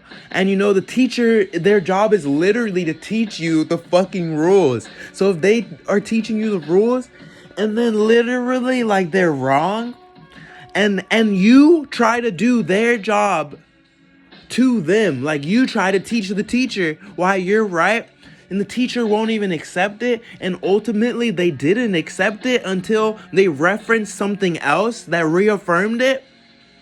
How, like, that's literally a stab in the fucking back, bro. It literally shows you every single thing that you were taught, like the epistemological approach, like step-by-step methodology, bro. I swear, bro.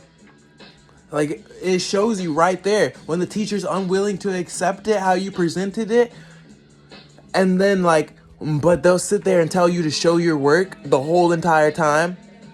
They'll sit there and tell you, show your work for every single problem. If you didn't show your work and you just put down the answer, I'm counting it as wrong.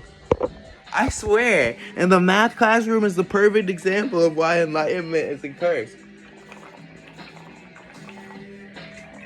Especially if you struggle to fucking explain shit. Like, then it's even worse. But that's not what enlightenment is. Enlightenment is the one who can explain it, and they keep on explaining it profusely, and everyone just keeps telling them they're wrong. Like, and it's not even Jesus. It's not Jesus.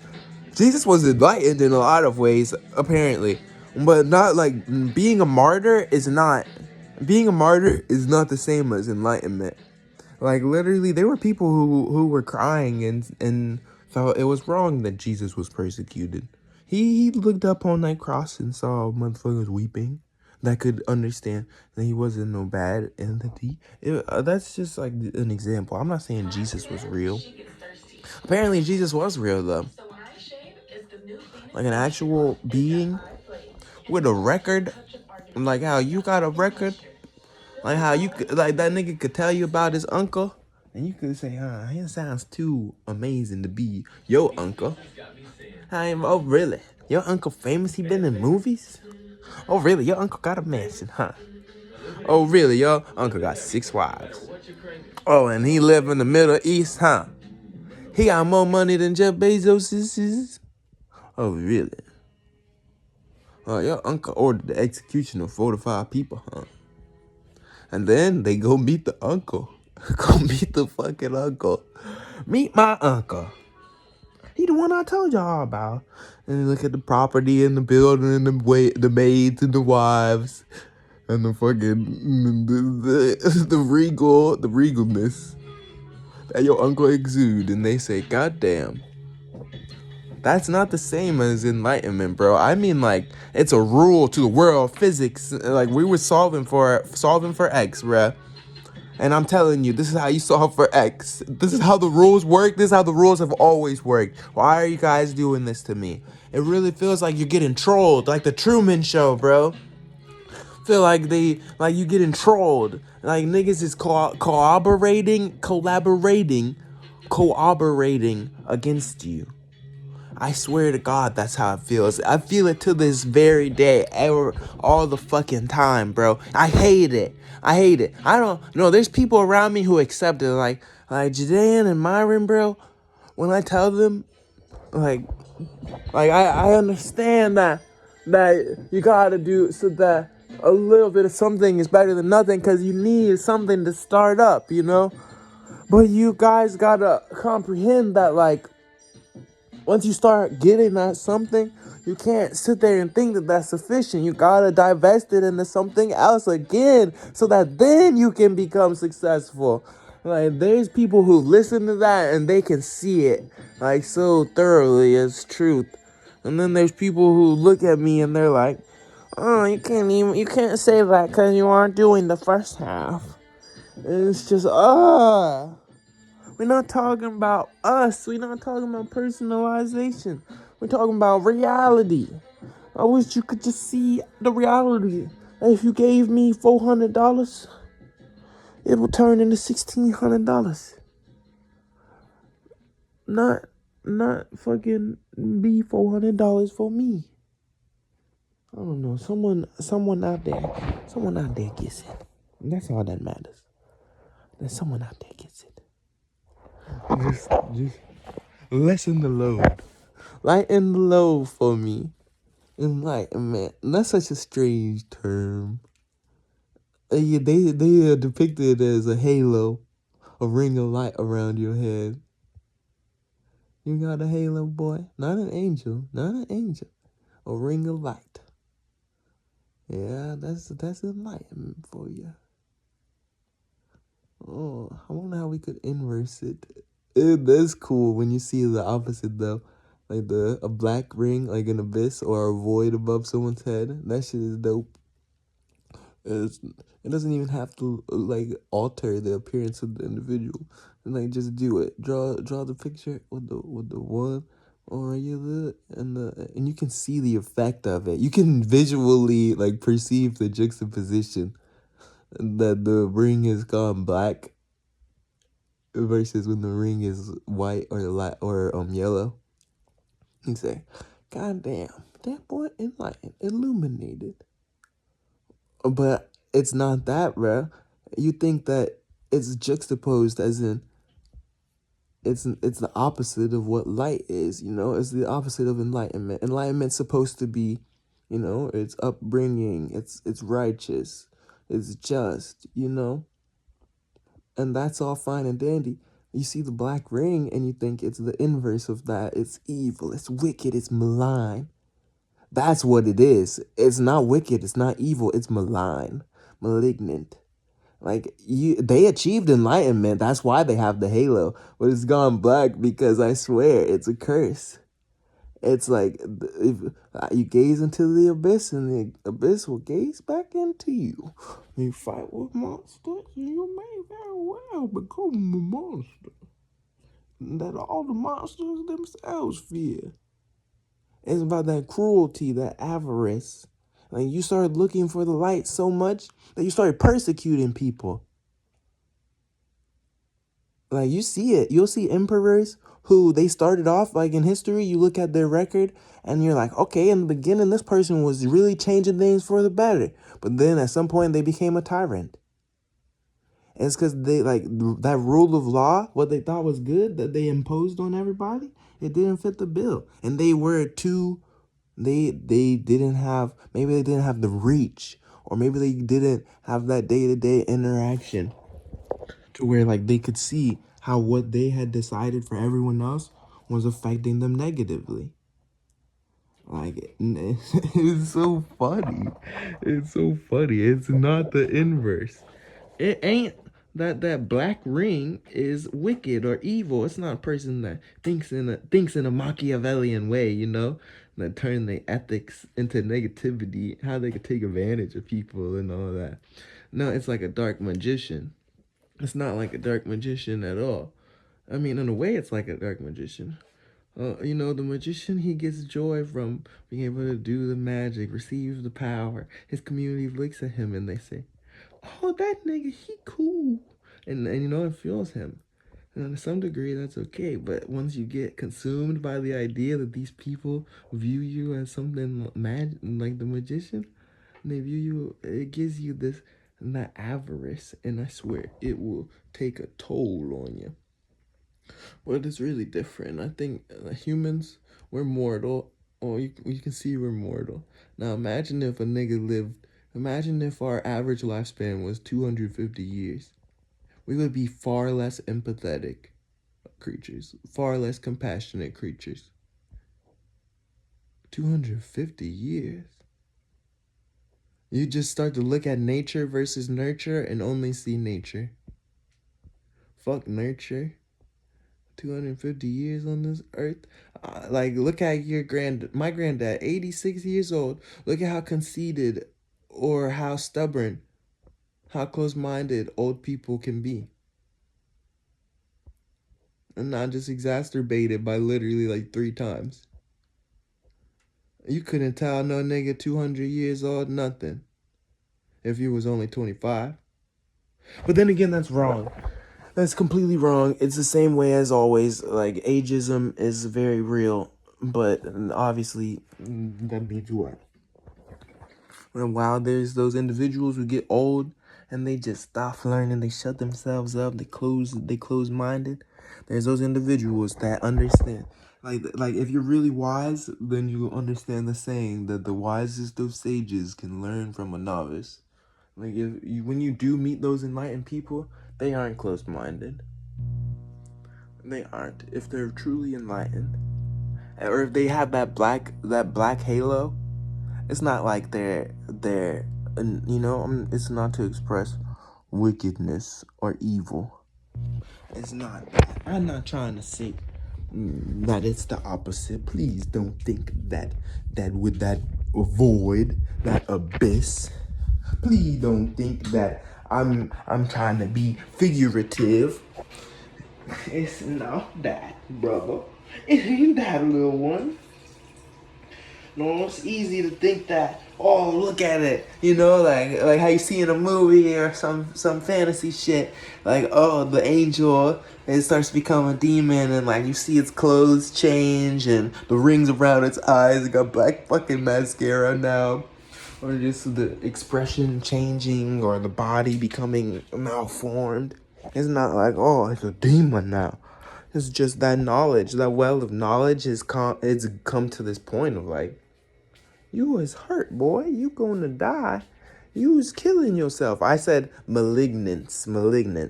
You know, like it's just, that shit hurt, boy. That shit hurt. It hurt.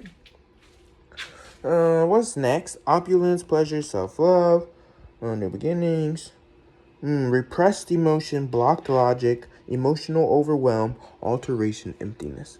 What was the one that had me feeling enlightenment? Oh, that's the when you turn it on the side. The other explanation, the other meanings.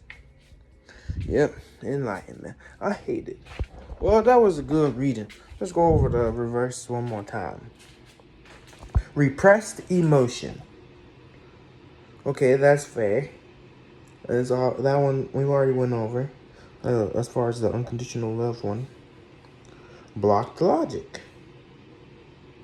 Emotional overwhelm. Alteration, emptiness. That's what I like about tarot, because it explains what I was just like ranting about for so long. Like I was trying to explain that the black or the voided halo, it ain't like wickedness. It ain't evil. You ain't evil. You're not evil. You see the one with the black halo on you, it'd be easy to be like, maybe that just means a wicked being. A maniacal one, yeah. A maleficent one, wishing to do evil. It'd be easy to assume that. But no, and it's the same way with the cards themselves. You read upright, and then you read reversed. But literally, the reality is not that one has positive connotation, one has negative connotation. All of it could be completely negative if that's what your reading is giving you. You got a bad reading today, and your cards, your reading is showing you all the negative things, or it's just showing you a lot of reproof and correction. I think, like, you know. And then sometimes you reverse it, and those are the positive ones that make you see the light a little more. Like, I don't know, it's so weird talking about intangible concepts as generalizations. You know what I mean? It's hard to take every single little piece of terminology, and then not all of it is prevalent. Not all of it's prevalent. Or you shouldn't be trying to go out of your way to correlate it. I don't know. I love tarot, boy. I do a good reading. I do a bad reading.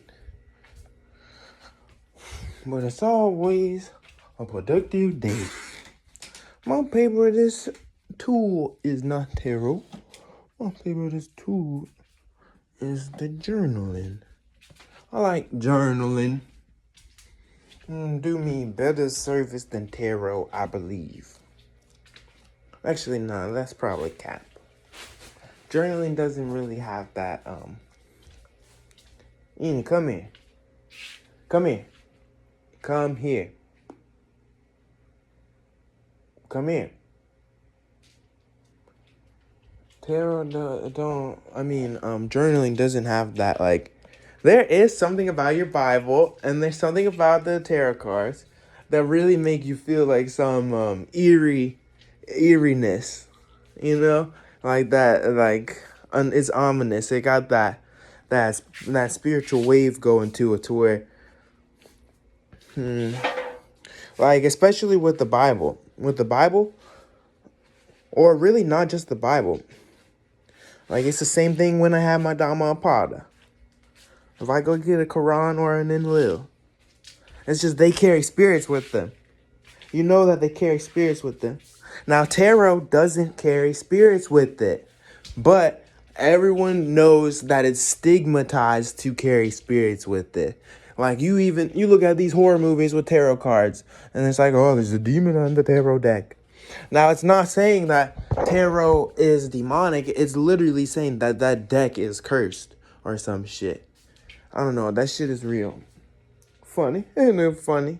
It's just little funnies. It's just a little funny. What's wrong with the funnies? You're not having fun with that?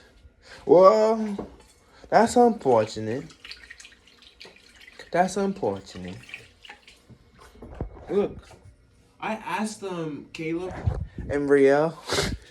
I said, if I gotta ask Jadan and them tomorrow. I would like to say that Jadan actually would probably not say he would be the captain. I think if you gave him real thought, I'm not going to say he would just say I would be the captain. But I don't think he would actually elect himself the captain. Especially when you consider all the things that he tells you about this world and how he wishes that it was something like one of those worlds so he could just be free, make his own decisions and shit. Or like me, Jazan, and Ranye, and not dad and mom. Or really, maybe not me, Jadain, and Ranye, and Durandi. Like, really, like, Luffy and Ace and Sabo all joined different groups. But if it was just me and Jadain...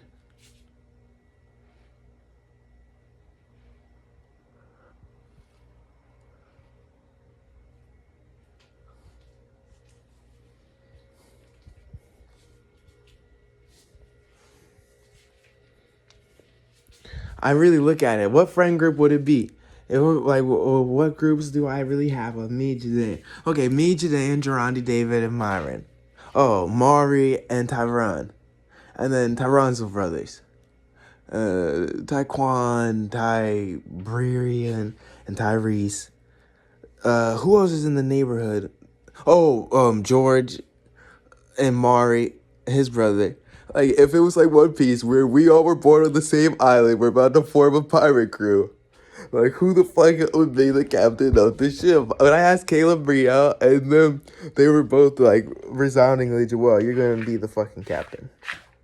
I don't know if I would be the captain, but I know that I would have like if we took this world and put it in One Piece, or really in any anime at that, Joel would be a powerhouse.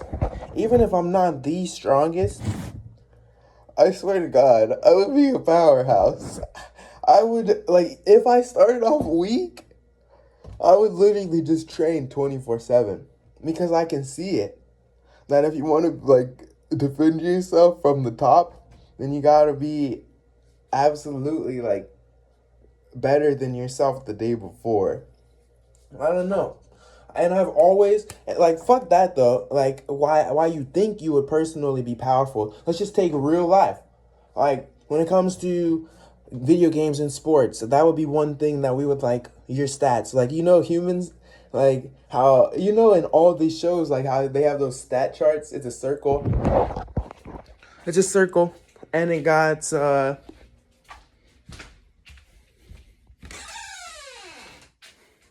circle.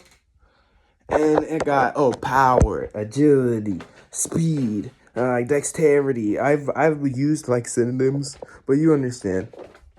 You know, like agility and speed sometimes is one and the same, but not just that. It's dexterity and agility. Those are basically the same fucking thing.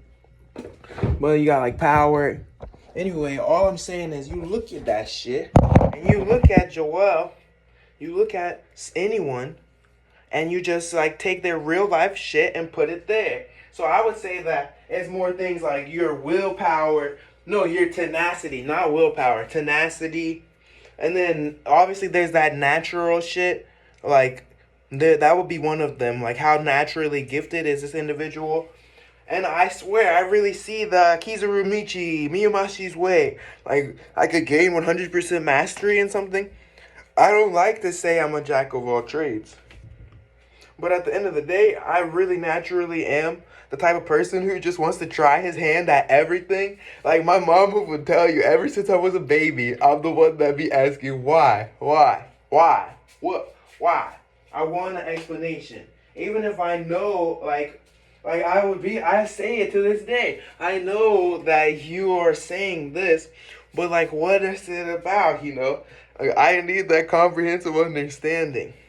Because my soul is so fuggy, you know. It's not, I'm not going to use the term powerful, but it's so overboding that I really can't allow no other person to, like, step over me and be like, this is the ultimatum.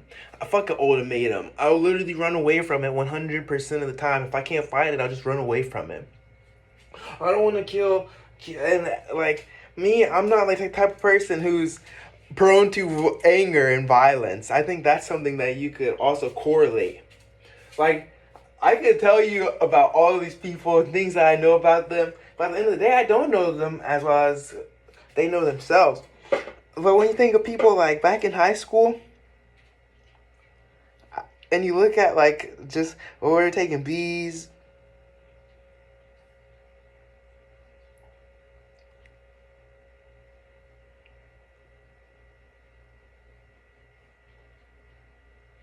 you take it, you look at my chart, I swear, I might could be like overall, like super like 4s overall, bro. 4 out of 5.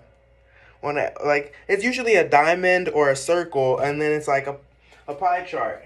But it's got layers in it. So you have the first one, second one, and that's how you would fill it in. You would be like, okay, so at power they have 2, at speed they have 4, at intelligence they have 1. And like, you know, etc., until you fill in the circle. But everyone has the same baseline attributes. You're just measuring what they're with. And I swear to God, I really do have like that level-headedness or cognizance to be like, I could be a captain, bro. And not just that, other people will tell you, Joel, you're the fucking captain. I don't have it in me. But there's that part of me that doesn't want to be a captain, but I know that's exactly why the fuck I should be the captain. Because, like, you know, like, it really is about avoiding responsibility. That's part of me not wanting to be captain. Like, who wants all that responsibility? I can understand the responsibility, though. Like, you know, like, if you want to avoid it because you understand the responsibility, then it's probably the role. But you can't, like, you know, you look at someone who's prone to anger, and you can't write them off as saying they couldn't be captain. Their ship would just be kind of ruled or led in a different way. Niggas would be adverse to it. I think Jadan could be a good captain. But then again, I don't think he wants to be a captain. I feel like I have talked to Jadan enough about all this type of stuff to be like, bro doesn't really want it. I think he would be a powerful ass individual. I genuinely think that people like Jadan, Loki, and people like me, we might not be captains, and instead we would be like, you know, those solo dudes who maybe at one point they were a vice captain or something, where they're just kind of living their goddamn life now. I low-key I could see that. But within our heydays when we're younger, I think I might could be a captain, bro. I would either be the captain or the vice captain.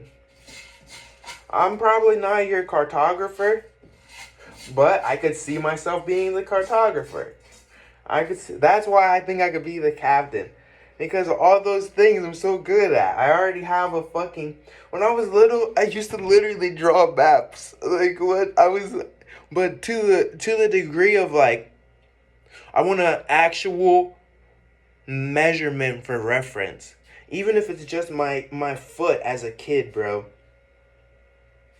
Like having a real life, what's it called? Like trying to limit the distortion. Because on a map, you know, everything's distorted. because there's real life structures in the topography that make the cartography. It throws it around, it stirs it up. And so I could comprehend that as like a very, very young person, I swear. And then always looking up at the stars and like constellations. We had a telescope. Johnny got a telescope. Anyway, that's just real, bro. I'm there. And then cooking, I be shoving it up, boy. I could have either of those roles, but bro, I love the idea of just combat fighting. I've always been a fighter. Like, I love fighting. I don't know. Not combat sports way. I mean real fighting. Like, not, MMA. Like, I love MMA. That's cool. Boxing, I don't love it. It's cool. But fighting in general, combat, I genuinely feel like this lifetime is so mundane and boring. Like, nigga, I was supposed to die fucking 6 years ago. If not, be covered in fucking scars.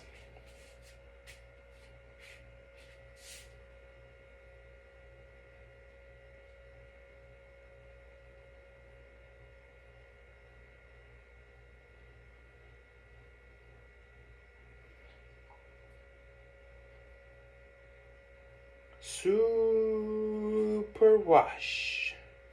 I'm not an engineer. I'm not unintelligent. I could maybe be your shipwright. I might could be your shipwright. I might could even be your doctor. Like, when it comes to anatomy, human body, and like just the idea that I would have to learn more, but like applying medicine, I'm already pretty decent when it comes to at least finding out what's wrong with someone. Doing a body scan. And I have a pretty decent medical knowledge. I really see it that, like, there's no denying it. And other people have told me that's why I think I would be up there. Like, I asked that, there's a different version of the who would be the captain or what role would you have on the ship. And there's a MMORPG party, like Lord of the Rings type shit. Who's gonna be the elf or the scout or the rogue, you know, like the archer? And then who's gonna be your rogue, your assassin? Who's gonna be your brute, your brute? Maybe your brute isn't even like your brute could be a little guy who literally could just who is always being brutish or berserk, or it could be a really big guy who's a fucking gentle giant, you know. Like, it's not so simple. Like, your dwarf could be your fucking brute, while you simultaneously have a nigga who looks like he fits the role of the brute more. But nope, it's the dwarf. He has a fucking battle axe 3 times taller than him. I'm gonna kill you, Inu. Go to the room.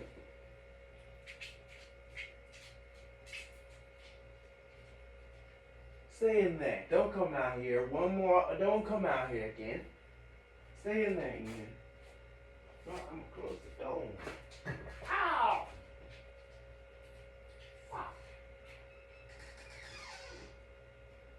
Close the door because she's gonna get in more trouble. Grab something sneaky. She thinks she's sneaky. Yep. I really like.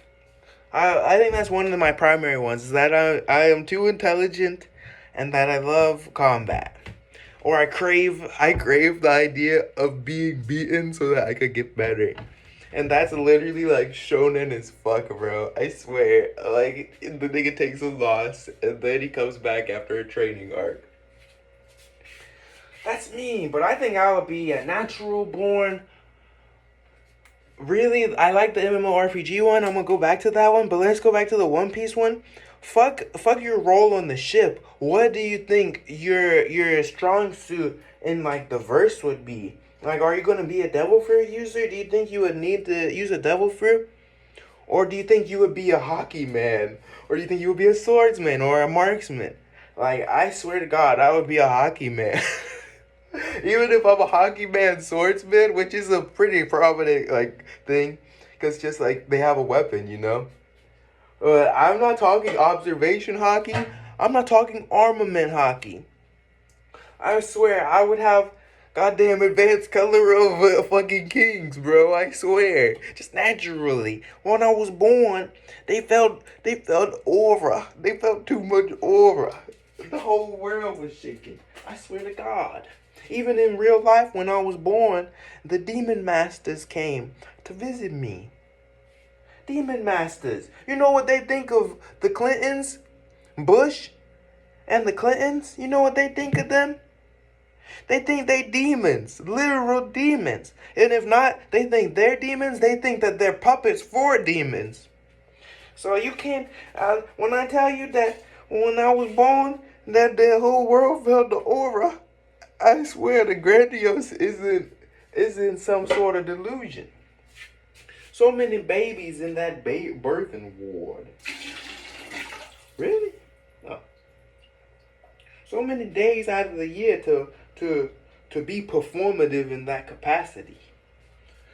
They was already there doing some sort of publicity stunt. So they just added me on top of it? No. It had to be coordinated, planned out. It was an attack. I was attacked by demons and sold to Israel as a baby. And they promised my mama something. They promised mama and daddy something. All in exchange for my soul. I got the pictures now. I got the picture of that woman. And as soon as I can, I will find the Tampa Times one, bro. Hopefully mom finds it. But I swear, in the Tampa Times one, it's a different, like, I didn't have White House Archives newspaper, bro.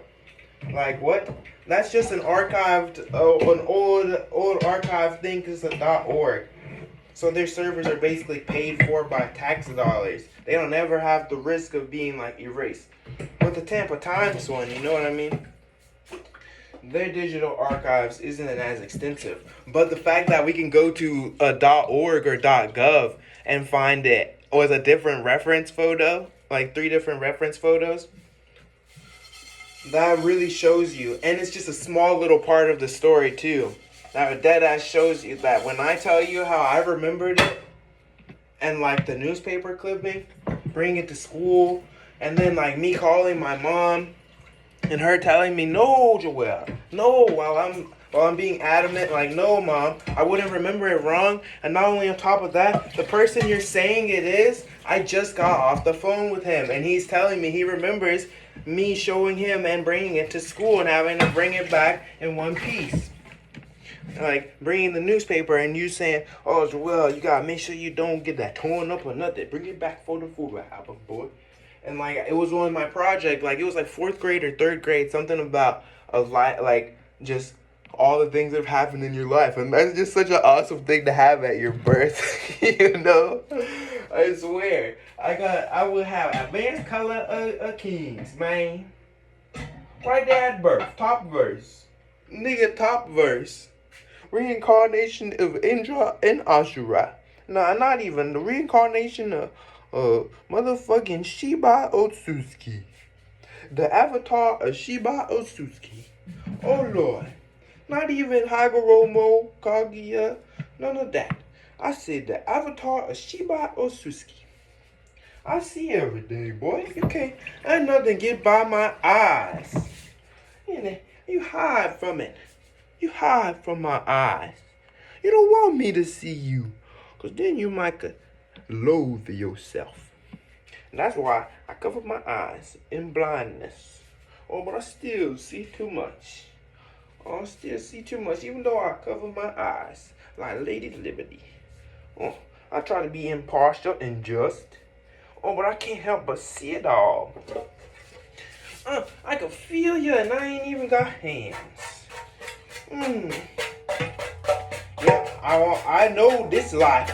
I know this life, devil. You don't know anything, devil can. That's really how I feel. I feel like that's how I feel. That's how I feel. That's how I feel. Yeah, I would be a hockey man.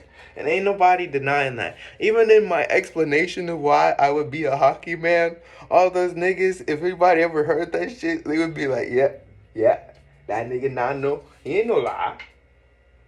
He ain't no lie. Even following after my fucking... Pick up a deck of tarot cards, boy. Didn't nobody teach me to adopt that shit. Like, I didn't look at that shit in the media. Okay, to some extent, I did have exposure to it in the media. But for how many years did I tell you that shit is fake? That shit is unfounded? How many years was I literally the one, like, sitting there telling people, nah, that shit's stupid as fuck. How you got some sort of informal spiritualities like that? Look at that. They can't even give you no esoteric. I swear, you could ask my sister, you could ask my sister's friends, bro. You could ask Riley, you could ask any of those little girls. I was always the first one being argumentative, speaking up, saying, this shit's so unfounded. Y'all is stupid. I literally thought they were stupid. That shows you how much of a fucking U-turn that I took for myself, bro. Like, I don't need nobody to hear me. I don't need nobody to see me. I swear. Like, all these things that I've meditated on and learned and, like, adopted as, like, phrases and shit, you might could find them out there. But that's literally because of what? Because I observed something and I made a apt observation. I came to an apt inference conclusion. Like, I didn't have to read through all this shit. I didn't have to have someone show me right from wrong. As a matter of fact, I really didn't have that. At one point, my parents were with me every day, you know? Every single day. But it was very early on that Joel had to start taking care of himself. Down to get to school, eat food. I still look at myself and I say, what's missing, boy? I'm ready to die. I'm ready to die. Goldie Roger. They gonna execute me and I'm gonna let them, folk. Cause I don't give a fuck no more. It's time to reincarnate into the next isekai. In the next isekai. I hope my next isekai... Well, to be quite frank, I don't want another isekai. At least that's what this life is showing me. I just said it before this reading. I was like, I want to return to my corporeal form. And you know why? The reasoning that I left for that was, what did I say? Oh, it's just being bound to, like, physicality. I literally feel like that's just a curse, bro. You look at your body, you want to build your body. You look in the mirror, you feel like you don't look good enough. Or maybe you feel like something's wrong with the way that people perceive looks. Like, I literally looked at myself and I was like, I don't want to be black. I don't want to be white. Like, you just look at yourself and it's like, why do I feel these weird things, like, based on this? Like, that shit isn't something I'm supposed to be, like, even, it's not supposed to be in my ideation. Like, what? It's just me, like, trying to forsake or disavow vanity, bro. I swear. Disavow vanity. But nobody taught me to do that. I just know that, what the fuck are you holding on to, bro? Such, like literally, if it's something as simple as your baseline physicality, then how the fuck is that shit so important to you? You didn't do nothing to earn it, to garner it. It's just how it was off rip. I swear, boy, I'm not so smart. I'm not so stupid, though. I'm not so smart. Damn, sure ain't stupid. And what I really think, I want to leave it all behind. I swear. Not in a death way, bro. Not like I want to fucking die. I literally just constantly think about going on a hermitage. Because I want to know myself, you know? And being in this collective, it makes it almost impossible for you to really learn yourself. Like, those voices are ceaseless. They're endless. They are everlasting. And to the degree that even if you do get a little vacation for 7 days, you come right back into that shit. Or it takes longer than 7 days for you to get used to the idea that, like, it's just you now. You can finally, like, the way that other people acted, the way that they taught you to act. Like, I really wish that I could just walk on that fucking Appalachian, you know. But you need money, bruh. You need money. Cause there's gonna come a point where you is looking lost as fuck, boy. And you're gonna need to use your phone. And the only way you can have your phone bill prepaid is if you prepaid it for the fuck out of it. You don't want to be out there shit out of luck 250 miles deep into like 250 miles away from the nearest like point of civilization, starving to death. You don't want that. And so while it's easy to be like, yeah, you can just go, and as long as you have a gun and some rounds, some fishing line, a nice tent, a lot of batteries, a formal like 2 formal maps. Like, there's a lot of stuff where you would be like, all right, this is what you need in your pack. And then to some extent, you look at that and you say, what happens if I lose this? I'll have to get another one. What happens if I run out of this or I come across this? And you know you can't just go out there with no motherfucking money, income. I gotta escape y'alls, but you're still dependent on it. That's why I sit here and I'm like, I wish I was born into a time of fucking war. But not in this modern war era where like a drone can land on you, but like conquest, bro. I would be assaulting people and pillaging. Ooh, I wish I could be with them Moors. Going on the Baltic Sea, and going on the Baltic coastline, going up north, enslaving and murdering whole groups of peoples. Oh, I wish I could be with them Persians going against their brother empire, talking about there's 40,000 men on horses and 80,000 infantry. 40,000 cavalry, boy. 80,000 infantry. And we only got 25.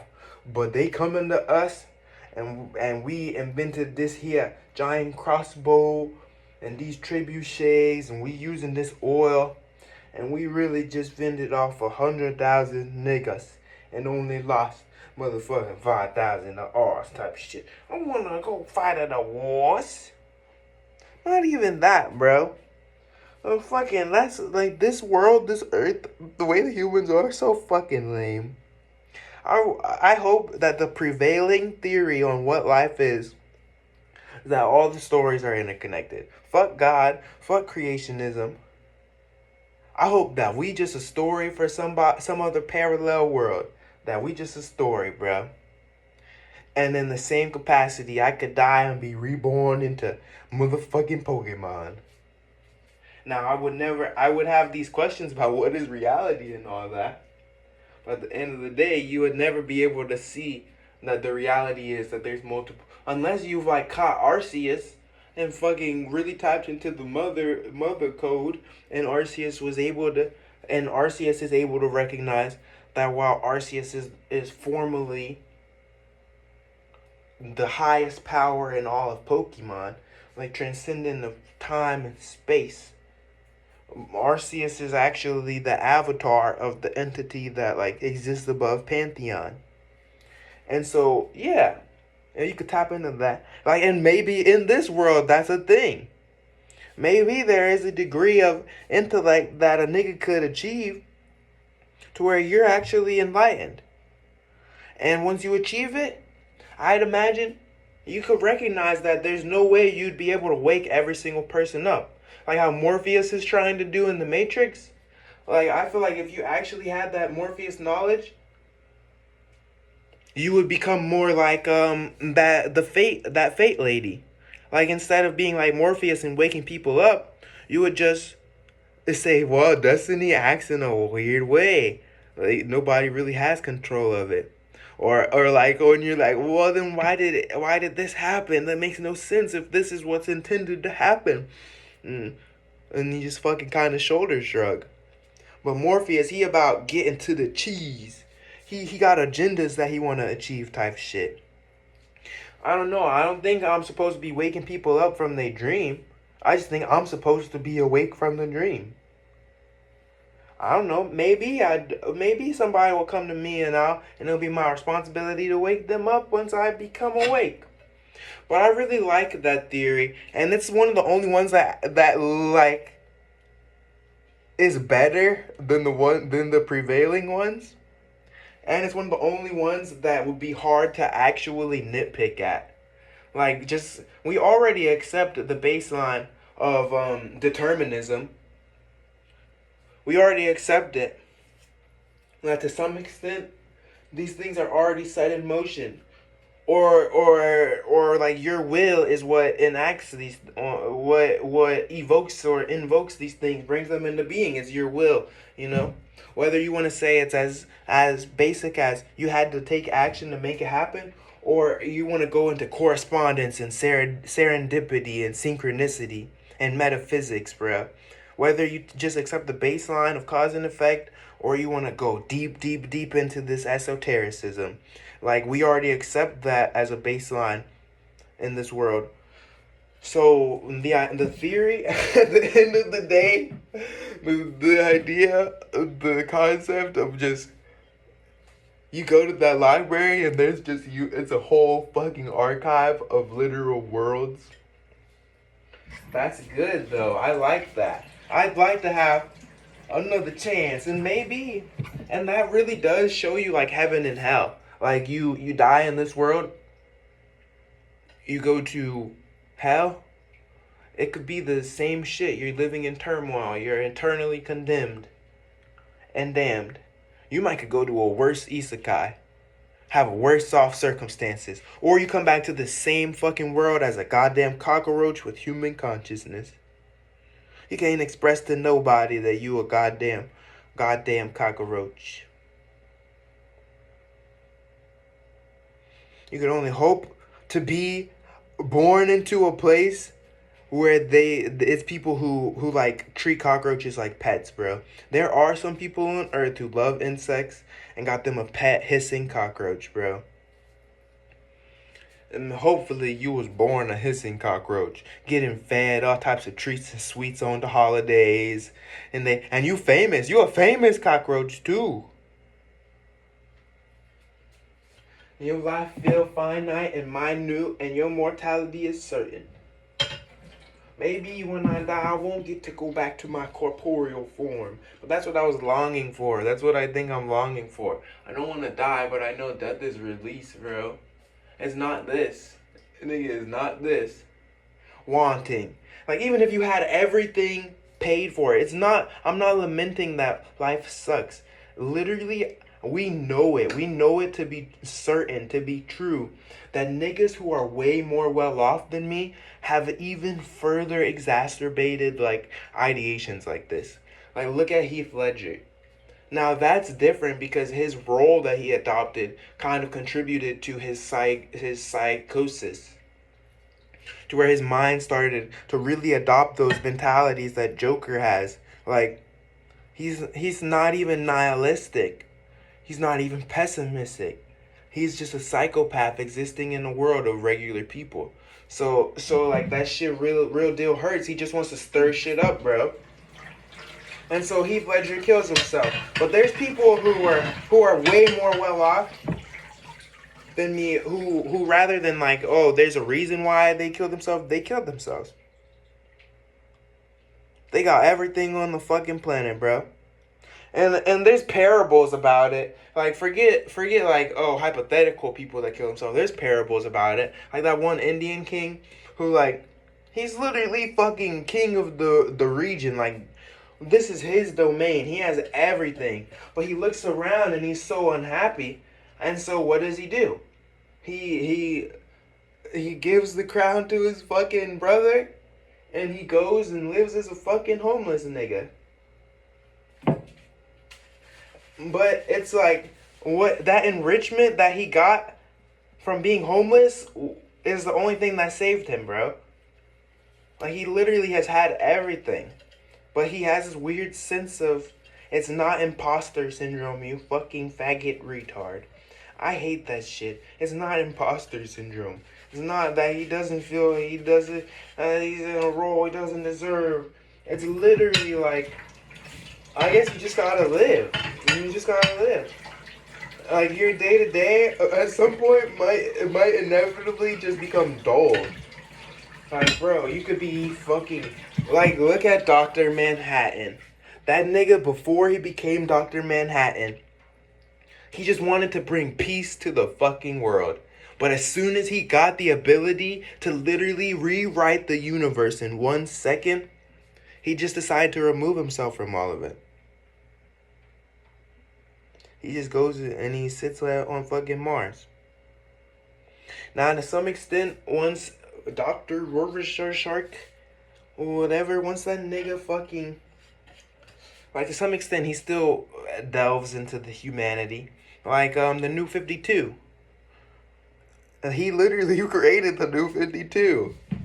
Like, there was, he created the Prime Universe from the New 52. After Darkseid destroyed the New 52, like, the Prime Universe with all this absolute shit, that's literally product of Dr. Manhattan rewriting the entire DC universe. And, of course, it's just a story, but, look at the analogy. Once you get that enlightenment, nigga, what? Like, I really, though, like, if I were in this lifetime, like, you might really could attain absolute understanding of what the fuck your life and just consciousness and existing is. And, you would think, if that's true, then somebody would have shared it with us. But no, that's a fallacy. Because the reality is, if you had an unfathomable comprehension of things, you know how hard it would be to explain that shit to somebody who literally has like just little qualms that make them feel like self-deleting. And your little qualms could be big, like your fucking parents are abusing you. But at the end of the day, how is that I said it. That's the answer, bro. You can't remove someone else's burdens for them, bro. No matter how much you tell that little kid, I swear, in 13 years, you're gonna fucking literally be completely removed from them and have your own happy family. And you're gonna make the conscious decision to do it exactly opposite of how your parents treated you.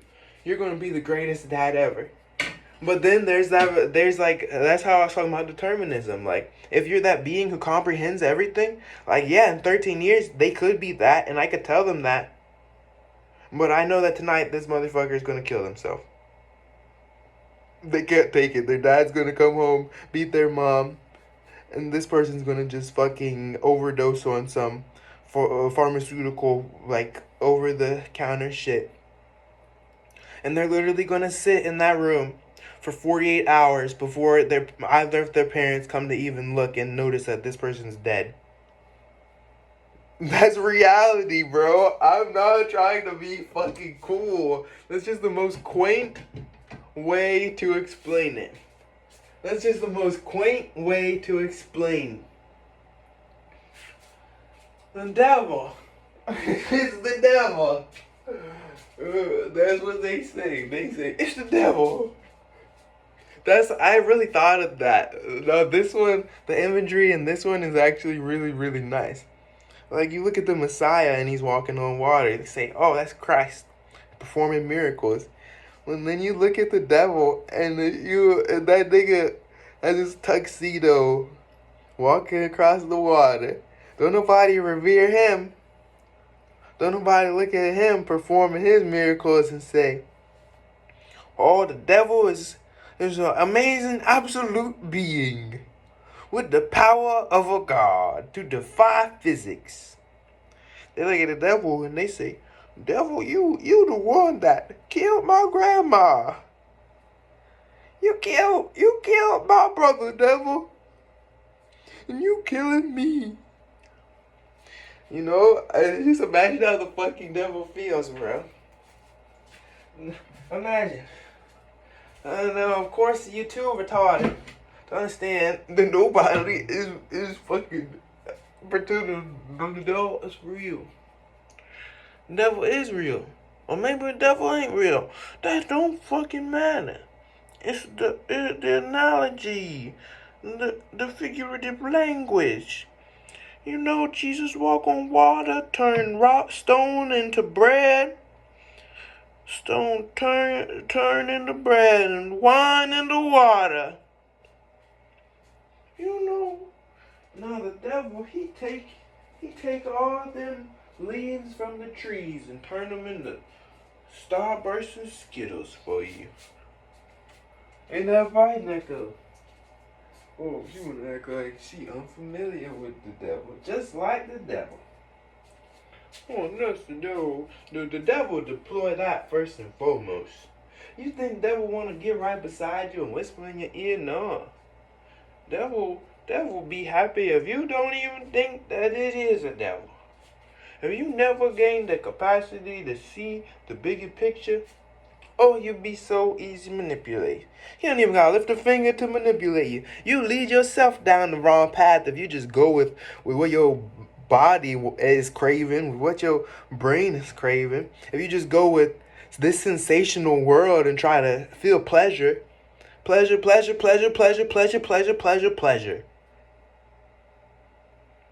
You'll take it all, sensory overload. You'll make yourself sick. And you'll still keep seeking out that pleasure. Devil would love for that that's a good play. The passive. It's like a passive ability in a fucking video game, bro. A passive ability. There's gotta be some sort of word or niche of esotericism that explains what I'm saying perfectly, bro. Well, I haven't come across it yet. But I can feel it, and I know you can feel it. Oh, devil. Devil. You know, when I think about it, this might could be the one. I'm looking at my YouTube channel, looking at my watch hours, my watch time. And I just recognize it. That these motherfuckers ain't what I says. Or that this isn't what it looked like. You know, like if you're really looking at your YouTube studio and it tells you, oh, you meet all these criteria, you need to meet these criteria. One thing like that I should have spoken on before the tarot reading was that I've been asking a lot of people, how can I grow my social media, my content creation? We talked about creation within the reading. And how you gotta consciously act on all this shit. You gotta cover those bases. That's just so funny because this video in itself, I have so many thousands of videos uploaded, but only like 500 of them are public. And then sometimes I accidentally upload one of these videos publicly, and people actually watch it. People actually comment. And sometimes they perform to the same degree of those videos that I put real project time into, like editing, fucking scripting them. And it's just so funny because this is raw, this is real. This ain't about showcasing no talent, no nothing. It's just me talking to me.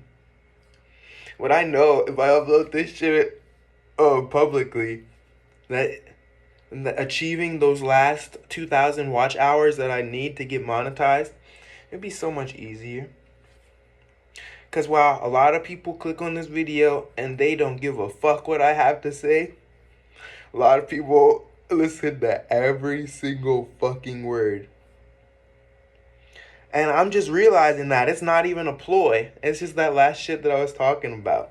Like coming to these realizations. And god damn.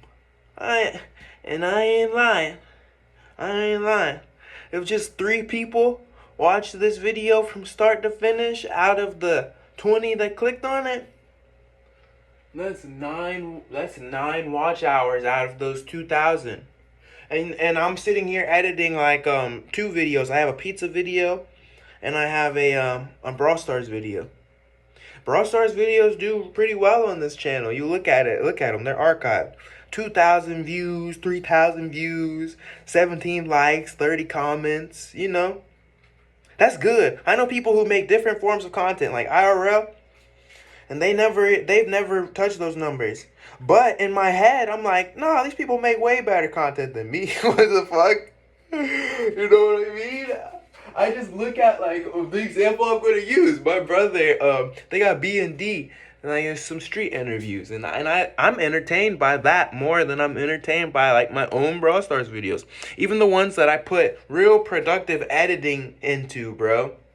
Like, I'm trying to alter it. I don't just want it to be a voiceover of me playing. I got a point. I'm editing it, overlaying shit, just all types of edits, you know? Actually putting work, altering the raw footage. Like, sometimes those videos perform how I would expect. Like, oh yeah, thank you, bro. And thank you guys, really. Like, thank you. But I know most people who watch the Brawl Stars videos did not watch this video, you know what I mean? Fucking, it's crazy. I don't know. I really do think that I should be working towards getting monetized, though. I started to see it like, what's the point of not? Why not? And it's so funny that a video like this, where I'm literally just kind of, I did a reading, and now I've stopped the reading, and I'm just standing in the kitchen, getting ready to cook some food. I'm literally about to just cook some food. It's so funny. And, like, it's so I don't want to use the wrong words.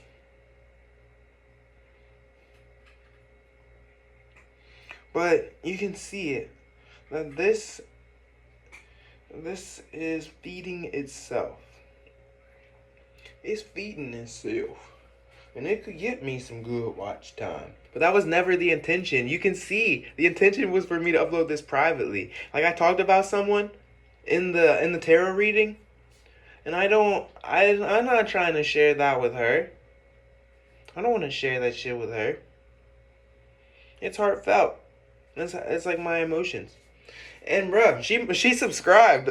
So if I do just take a leap of faith and upload this, if she were to watch this video, I would feel kind of embarrassed. Like, that's the reason why I would upload this shit privately. Especially because I don't like the idea. I said it before. Fuck your religion. You don't need no religion. You don't need no tribe.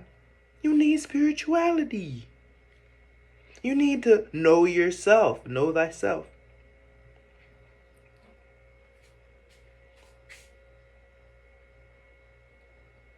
Holy fuck.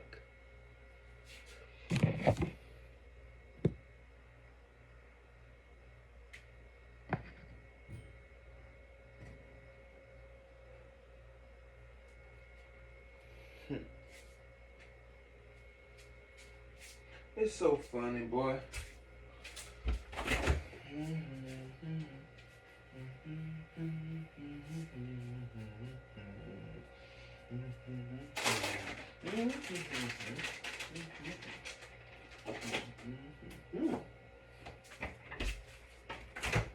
They don't got no soul.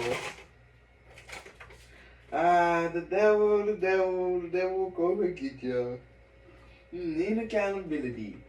That's your word of the day. How about that? Brat. Brat, that's your word of the day. B-R-A-T.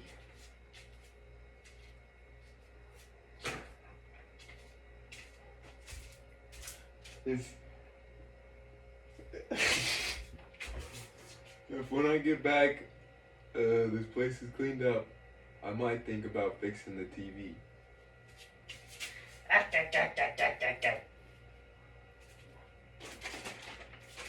I say, how about that? That's your word of the day. B-R-A-T.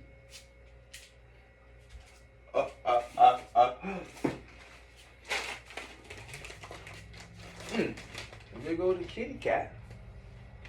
She making loud purrs. I know you could hear that. Sound like she mumbling and grumbling over there. I know you heard that purr. Well, I think I'm just about done with this. I don't want it to go on too long, and I haven't quite decided, privately or publicly. Everything that I just said in like the last 15 minutes makes me say, you need to upload this. But like I said, I don't want her to see this. This shit, I don't want how I feel to affect our relationship. This shit is not the move. But then again, unconditional love. Oh boy, the Ace of Cups. Wait, no. That was the Ace of Cups, not Page of Swords. Yep, unconditional love. So yeah, if I can't even put this shit out there, if it's so off-putting, and really, to be honest, I highly doubt that she's the type of person that would watch this entire video. For some reason, I just feel that way. I feel like it takes a very specific type of person to click on this video, and from start to finish, they are hearing me and they're vibing with it. I understand parts of it, even to those people, like, are off-putting, you know? They're like, I don't agree with that. But there's those parts where they're like, nah, I gotta stay. I just need to hear what this man has to say. It's really like a podcast. Some people probably even played it back or shared it. I don't know. But I did talk about personal things like family and whatnot. I hope I did not say anything super disparaging that I would look back on or that one of them could look on and be like, Joel, you feel that way? You feel that way? Why you never could tell nobody that? Why you feel the need to keep that to yourself? Like that part about my grandma and just the traditional values and how I feel like that shit is, or a part of my grandpa where I called him conceited. I meant it. I meant 100% of what I said.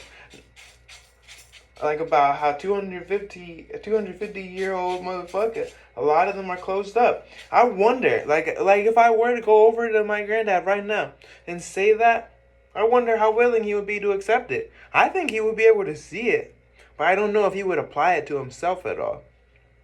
I think he could see the logic in it. Even the wisest of sages can learn from a novice. Not like ageism isn't really a thing. People are learning things at different times. Some people started off with a whole different baseline of understanding. That just because it goes vice versa. Just because a person got old doesn't mean that they can't recognize something. That young people see, like, you know that this person don't even have a smartphone. So how could they tell you about something in the settings that you're trying to figure out? You know? Now, sure, that's different than ageism, but you can see how it's like umbrella. Just umbrella.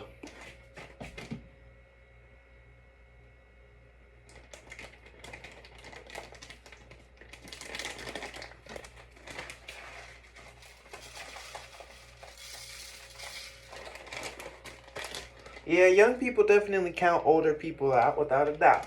But you can see me playing devil's advocate. So I feel like I could upload this shit publicly and it won't be so bad. Because I'm not disparaging nobody. I'm not saying, I hate y'all, I hate y'all, I hate y'all. I hate everything about y'all. Ever since I was little.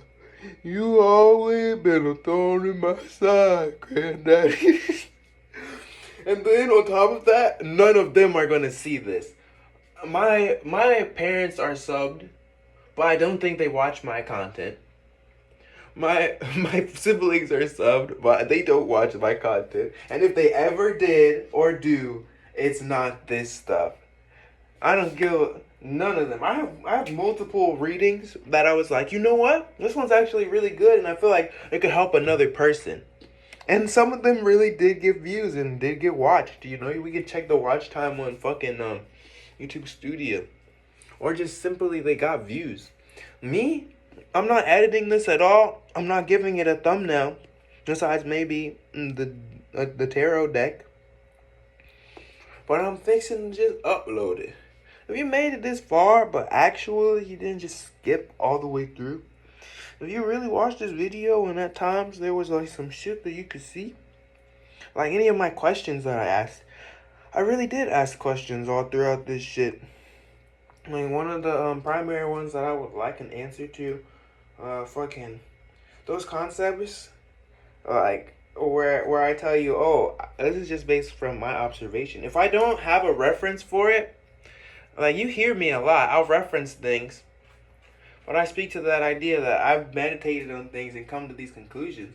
Like if you know a reference, like there's a parable, a story, or a saying around where you're from, and like it would add to my knowledge, they just comment it or say it, you know, and that type of shit. Thank you for watching the video if you made it this far. Even if you didn't make it this far and you just skipped to the end, I guess hello, goodbye.